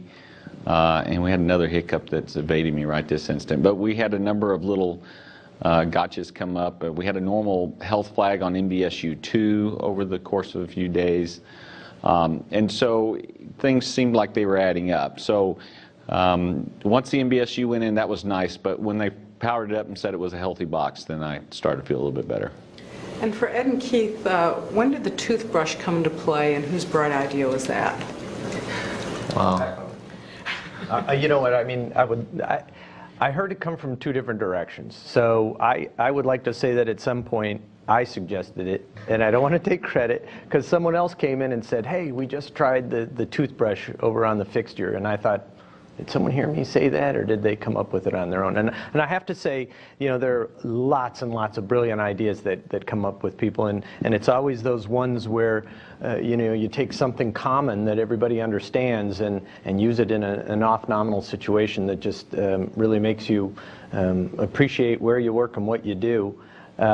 We were concerned that this wasn't going to pass thermal vacuum testing. So as part of the whole preparation for the EVA, you know, we send teams all over the place because we look at every aspect of things that could go wrong, or how you could get it stuck or cause more damage with the piece of hardware that you're taking out than good. So we did put this in a thermal vacuum chamber and found out that it could stand the high temperatures and the low temperatures, and we were still a little nervous about the bristles or it breaking off, but the crew was very careful with it, so we're very happy about that. Thank you. I'll just add, if I can. It was really amazing to watch the ingenuity of the engineers involved in the flight controllers, and they would come up with this idea of, hey, let's stick a toothbrush in there. And from there, it was like, okay, well, if we're going to do that, it has to have this. It has to be long enough. It has to be tetherable. It has to be something that a gloved hand can interact with. We have to be able to spin it and keep control of it. And then right away, just all this wide variety of ingenious people. Oh, well, if we put this, the tape on it, for example, that'll keep it all together and keep it within the thermal. And we'll put this particular tool on it so it's got a tether point, and that makes it the right size. And then, you know, we would go through a couple prototypes really quickly and go over to the mock-up facility and try it out. And there you have it. We have the tools that you see in front of you. It was amazing to watch it all come together. Robert Perlin with collectspace.com. So do these makeshift tools now become part of the permanent spacewalker's arsenal, or does it now inspire a team on Earth to go formalize and actually build a tool that does the same job to be launched on a future mission? For the near term, at least, they will certainly become what we consider to be hip pockets. We certainly won't throw away the good work that we've done to assemble these if we need them again. My guess is that the crew will take and keep them somewhere staged on board the vehicle. I don't believe we're going to build any more before we need them again. I wouldn't be surprised, though, if there isn't a team that goes off, and we're going to have a lot of post-flight that goes on with this, and make sure we truly understand what happened and how we should be postured. And if we decide that this has applicability across a wide range, if not go build and fly new tools, then certainly we'll consider ways to better our posture before it happens the next time, even if it means just assembling something on board. Well, yeah, for instance, these boxes are very common, so the batteries have this same 2 Acme bolt solution. The MDMs that are installed have, in fact, this bolt came from an MDM that's stored inside that actually is for use outside. So one of the things we all wished we had was a tap to follow the threads down in case they were boogered up. And so that was already on our list. In fact, we were planning on flying that on the next SpaceX flight. That was already in our plan in case other things didn't work out for us. So as Ed said, you know, you look at the things you wish you had on orbit that perhaps will do that job better, and we'll probably think about that in terms of we have a lot of ORUs outside, all of them have this same interface, and what are the set of tools the crew should have when they go out to this next one, just to see, to make sure that you don't have to come back inside. You can do the things you know you need to do if the threads are not acting right for you. I'd also like to add to that the tools that we use do, in most cases, we try to use ones that are already EVA certified. So these do have a use for them, and we'll probably deintegrate what we put together. These are now covered with grease and particulate that we want to keep somewhat isolated. So we'll take those probably out of the inventory, but at least consider, you know, where they are for a future EVA. I'm not sure which particular crew member the toothbrush came from, but they're going to want it back. So. And just in a larger sense, more than 10 years into the station's life and 165 spacewalks, did you at all anticipate that bolts were going to still be an issue this far into the program? And what does it say for looking out, you know, towards the out years? Well, you know, we didn't really talk to you too much about what causes this problem. So during the EVA, the team got to the point where they were trying to use technique to get the box down, and this is not the first box like this. We did 6 batteries which have the same interface, and so really this was a combination of technique, but that the bolts, we found this particular bolt, as you may have noticed watching the EVA, this particular bolt about 4 turns in got stuck, and we really couldn't get past about 4 turns during the last EVA. And when we ran this bolt down, we found this spot in this area. So this doesn't have to do with how long it's been on orbit. It really has to do with when we installed them. When we installed these particular MBSUs, and this one in particular because of the face of the truss it's on, and I think I mentioned this before, this really, we weren't able to rotate the S0 truss. So the ground crews had to get on a scissor jack, and they lift up as high as they can. It's a 220-pound ORU, and they're in a 45-degree face facing up, and they're trying to get it up here, and then they're trying to torque it and wiggle it and torque it.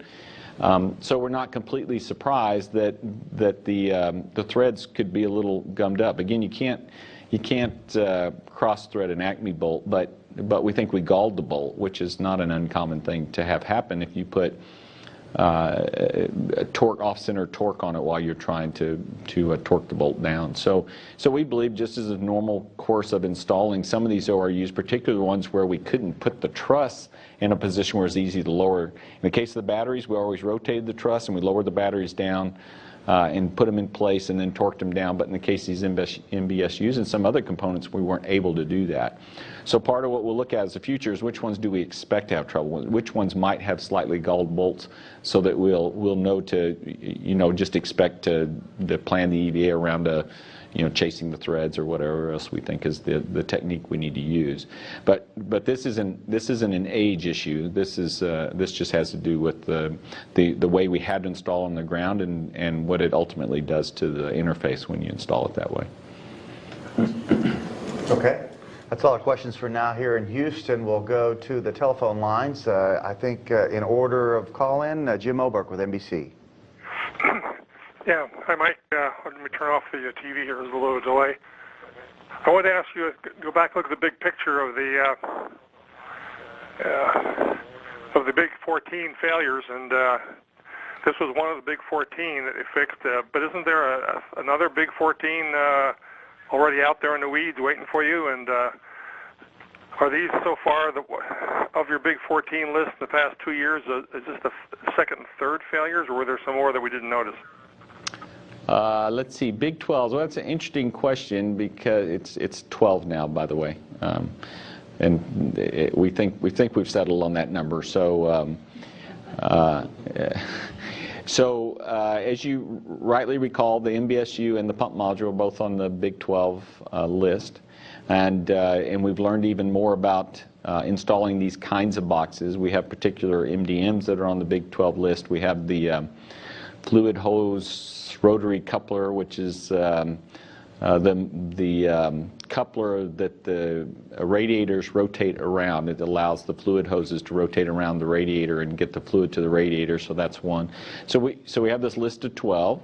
We're working through them. Now, part of what we're doing is reviewing the procedures, making sure the procedures are well potted.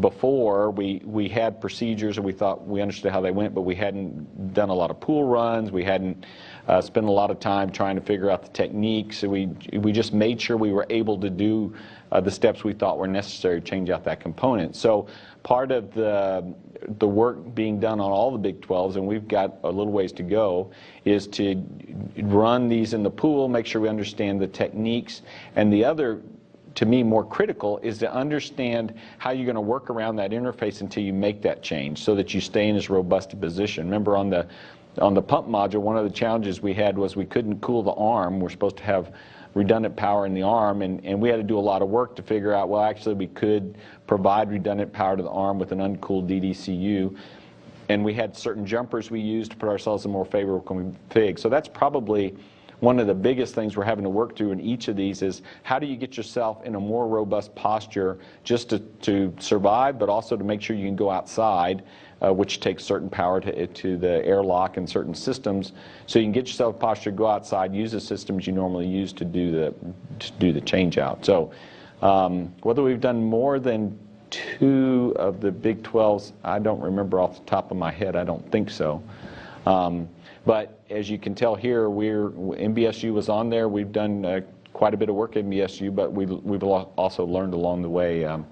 I think this EVA taught us more. I don't know if that gets at what you were pulling on, Jim, but hopefully that helps. Switching unit that's failed, that used to be on the list I had, but maybe it's been taken off. Which one? The DCSU. I don't remember if the DCSU is on there. SSU and DCSU are on there? We took it off. Took it off, yeah. There you go. Well, we're living through a DCSU down actually right now. Yeah, it's not completely down, but an RBI is down. But I just don't remember the conversation. But I suspect it has to do with prior to that. You know, we weren't as robust. We had very few power channels in the early days. Now we've got all 8 channels. So right now, like we're saying, we're breathing a sigh of relief. We've got 7 to 8 channels. And so one channel down is not a position we want to be in, but it's, you know, it doesn't send you into really worrying and having to rush out the door. Mike, we're just checking it out, but again, hats off to the IFM group, miracle workers in the great tradition. Yeah, you know, Ed said it really well, and I've, you know, it's a treat for me to be the program manager in this program. The number of people that were involved in coming up with ideas, and the folks that actually took those ideas and put them in shape tools around what crews could do on orbit using the stuff we had on orbit. It was an amazing thing to watch and behold, and Ed deserves a lot of credit. He brought a big team of folks together, not just the ops guys, but the engineering guys in the MER. As he said, you know, the techs we called techs. One of them was in retirement that spent a lot of time talking to us and explaining to us the challenge. The whole Boeing team was involved. It was a great effort. These guys have the experience and the dedication and the attention to detail that you have to be successful in this environment. And sometimes they make it look a lot easier than it really is. Yeah, atta girls and atta boys all around. Mm-hmm. All right, thanks, Jim. On to Mark Carreau with Aviation Week. Yeah, thank you, Mark Carreau from Aviation Week. Could you provide kind of the status on the DDSU power trip on Saturday? Is that something that will require a spacewalk ultimately to repair, or is that still being evaluated? Well, first of all, we got to figure out exactly what trip. So and Ed might have more, so Ed, jump in when you're ready. But the what happened, what did trip was an RBI in the DCSU, but it was a reaction to something outside the DCSU that occurred, either in the sequential shunt unit, which is the solar array feeds power through the sequential shunt unit, or it's in actually the beta gimbal itself. We refer to it as a broom, but it's the rotating device that the power then goes through on its way to the DCSU, and then at the DCSU it's distributed to the different locations to provide power where it's supposed to. And so the DCSU reacted to what appears to be a short. It was a very high negative current, short-lived negative current draw that tripped it. Now we have inside, and we can see that that short is not there anymore. So even though we're not providing power, what we have to figure out is, was it the SSU or the roll ring, or is there some wiring issue in between, which is hard to believe something like that would be momentary. So we have a lot of work in front of us to try to sort through that. When we kind of set it aside, we're keeping power to the batteries. We've got them charged. I assume they're charged up now that we have the insight. And we're keeping all the systems on the IEA in good shape while we wanted to get through this EVA and then think about what we need to do there. So whether we have to go outside or not, I don't know. We'll have to finish going through the fault tree and see what we think the cause was, whether or not this temporary occurrence is something that is now we can assume won't happen again, or if it's something we think is about to happen again, what posture we need to be in for the future. So we've got a little bit of work left to go on that one. Ed, I give you a little history on the operations that we went through from the time of the trip until right now. The first thing, of course, the first thing we do when we see something of that nature is it puts a big red warning up on our caution and warning summary, and we have procedures in place for any of those warnings. So we took appropriate action to first just make sure that the vehicle was safe, the channel was safe, and moved on from there. The first thing we wanted to do was isolate the upstream components, which, as Mr. Safardini mentioned, is the SSU and the broom, from the downstream components, and that is the batteries themselves, the thermal loop that the batteries are cooled under, and then the MBSU, and in this case that was MBSU number 3. And in this particular situation, we're talking about DCSU 3A is what we're referring to, and the DCSU is the box out right under the solar array that routes all the power down to the different loads. We wanted to isolate that box from the solar array itself and the batteries and the loads. So once we took care of that, we could make use of a function that exists in all of the MBSUs, and that is we can actually tie two channels together. So we tied the 3B channel to the 3A channel, and that way the fully functional 3B solar array could provide power to not only its loads, but then also the loads that are all normally carried by that 3A solar array. And that included not only powering the loads underneath that MBSU, so all of the end loads, but it also let us send power back up into the truss, and we could actually, like he said, charge the batteries under the 3A solar array. And so everything underneath that DCSU is currently being provided power from its next door neighbor, its sibling power channel, the 3B power channel. And the solar array itself is still being controlled. Its computer is called the Electronics Control Unit, the ECU. And that is still functional. The array is still tracking, but is currently in a mode that we call being shunted, in that none of its solar power is actually being routed anywhere. So it's not actually collecting and converting power for our use. But it is tracking just like we want it to. And so it's in a safe configuration. And that's what we were really going for to get ready for the EVA today. We wanted to get 3A safe, to be able to power all of its loads. And then we wanted to understand how to operate the vehicle with 3 power channels offline, the 2 serviced by MBSU 1 and then the 3A channel. So we got all of that worked. We looked for any problems that we might have with that going into this EVA. It only required some minor changes to our plans for doing power downs, but then we were able to press into today's EVA. And the goal was, as soon as this EVA was done, start doing all the work that Mr. Suffredini talked about in assessing how we can get the 3A channel back and what needs to be done there. It wouldn't be surprising to me if the team isn't already meeting to start looking at that problem now that we've got MBSU 1 up and running. That's just the engineers involved and the team involved, is that once the problem's behind us, we just move on to the next thing that we have to take care of, and we keep the laboratory running. Okay. Anything further from you, Mark? I'm good. Thank you very much. Okay. On to Marcia Dunn with AP. Yes, hi. I was wondering, when do you expect to be back up to where you were, so to speak, not counting this latest problem? Just, you know, do you expect to have all the systems back to be on the proper circuits in a day, or are they already on that way now? Well, I can talk the near-term plan as far as reconfiguring the systems. The immediate response, we've already got the MBSU up and running and providing power to the DC converter units underneath it.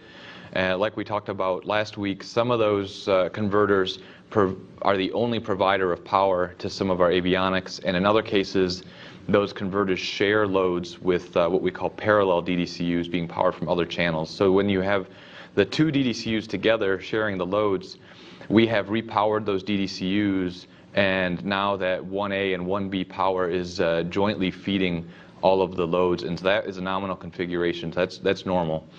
Two of our primary load carriers are DDCU 1 Bravo and then also S0 1 Alpha, and what that is, one side powers half of the avionics in the US lab.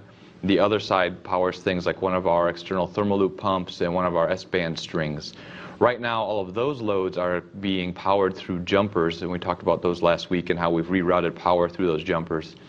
Now, over the next 2 days, we'll be removing those jumpers, and that will get us back into the standard configuration. So tomorrow, we're going to remove the jumper that's providing power to the internal loads, and then on Friday, today's Wednesday, on Friday, we'll be removing the jumper that provides power to the external loads, and then we'll be back in the normal configuration for the MBSU 1 service loads. Thank you. And one other question. I think I may know the answer, but did you say that this was a defect that was introduced on the ground prior to launch, the fact that all these metal shavings were in there jamming the socket? I'm just trying to get a handle on how this actually happened to begin with. Well, it's I don't know if I'd call it a defect. As a result of how we had to install it, we think we probably galled the bolt as we were installing it, and so the result of that is you damage the threads a little bit and you leave shavings behind, and that's likely the source of the shavings that we found and the trouble we had with the post threads. That's speculation, but it's a pretty good guess. It'd be hard to do that kind of. We just removed the bolt on orbit, so it'd be hard to leave that kind of that number of threads. I mean, that amount of shavings that we saw with the little bit of work we did on orbit. So that's the speculation. Thank you. Okay, next is Todd Halverson from Florida Today.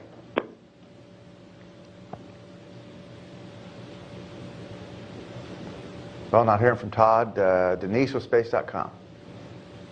Hi, thank you. I think it was Jack Fisher in Mission Control, once the unit had been installed and powered up, he said that when he was congratulating the crew and the team, that it felt a little bit like being on the set of Apollo 13.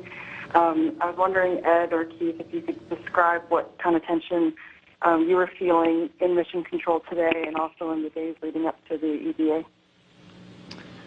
I'll start.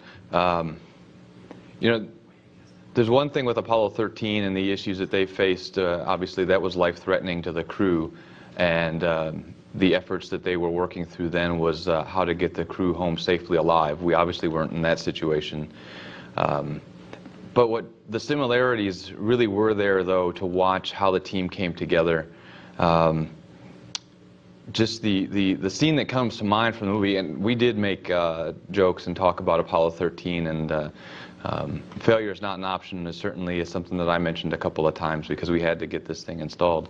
But the scene where the engineers came in and dumped a box full of, here's the stuff they've got on the vehicle, let's figure out how to make this work for their CO2 scrubber.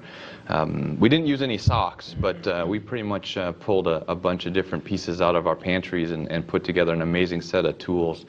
And the free flow of ideas from any corner that might have helped us, it was just like it was in the movie and then also in real life. The dedication and professionalism of everyone involved. And something else that I don't know if it's easy to pick up in the movie, but if you watch the movie or if you know about the real life story, the age of the flight controllers, these are all young kids that are doing this amazing work. And the same was true in our story. The younger generation of flight controllers that were pulling these things together, assisted by the seasoned veterans that have been through things that included first element launch, watching them pull together the amazing things that we did, that they pulled together that allowed us to do what we did today. Really did come similar to what it must have been like to experience Apollo 13, although we weren't allowed to smoke cigars in the end, so I think they still had it a little better. Anything else, Denise? No, that's it. Thank you. All right, we'll move on to Phil with NASASpaceflight.com. You guys already covered everything for me. Thanks. All right, Bill Harwood, CBS. Yeah, just one more DCSU question for Ed, I guess. Are there any operational constraints to being one channel down or one array down, I guess? Do you have to manage anything because you don't have all 8 running, or is it just transparent at this point? Thanks. Well, you know us, so we have flight rules for everything. So there are definitely constraints for operating in the configuration that we're in right now. The constraints are a lot lighter now that we have MBSU-1 up and running, and once we get back into that fully normal configuration, we will be in good shape. We talked a lot last week about power balance and power loading, and we're still going to be in that situation where we have to manage the amount of power that we put on the channels and make sure we don't do something that might trip off either the 3A channel or the entire 3A and 3B channel, because now we have those two things tied together. We have the power recess officers. It's a group of folks that analyze all of our power loading, the solar angles, where we are in the orbit, and they tell us what our forecast power usage is. Obviously, we've been putting them through the grinder for the past week, and they'll continue to make sure that we stay on the right path as far as our power balance. And then we do have to make sure that we manage the batteries, for example. We mentioned that the 3A batteries are being charged through the 3B solar array, but because the 3A and the 3B channels are tied together, the 3A batteries aren't going to be taxed as much as they otherwise would be, because the 3A and 3B batteries are sharing the loads. And so there's actually a potential that we could hit the upper charge limits on those batteries if we continue to just let them charge. So we have insight into that, and we might force those batteries to be used just so we keep their charging levels down to where they're, I think 105% is where we try to stop them, somewhere around there. So we just keep them, make sure they keep discharging as we need to. On the scale of what we've been working through the last week, though, this is going to be a bit more manageable for us. We should be able to take care of this without any problems. Thank you very much. Okay, last but not least, Irene Klotz. Thanks very much. Most of my questions have been answered. I just was curious if you guys have a target launch date for the SpaceX flight. Thanks. For SpaceX, it's interesting. It's one of these things where we tried to manage our readiness for the vehicle given the availability of the range. So they have the range today on the 9th and 10th of October, and we're prepared to support that. However, they could fly sooner, and we'd prefer them to fly a little sooner to just keep ourselves deconflicted from the from the Soyuz flight that's coming up, and if they slip from the 10th, we've got to go to the other side of the Soyuz flight. So what we'd like to do is try a little earlier if we can. I think there's an Atlas on the range.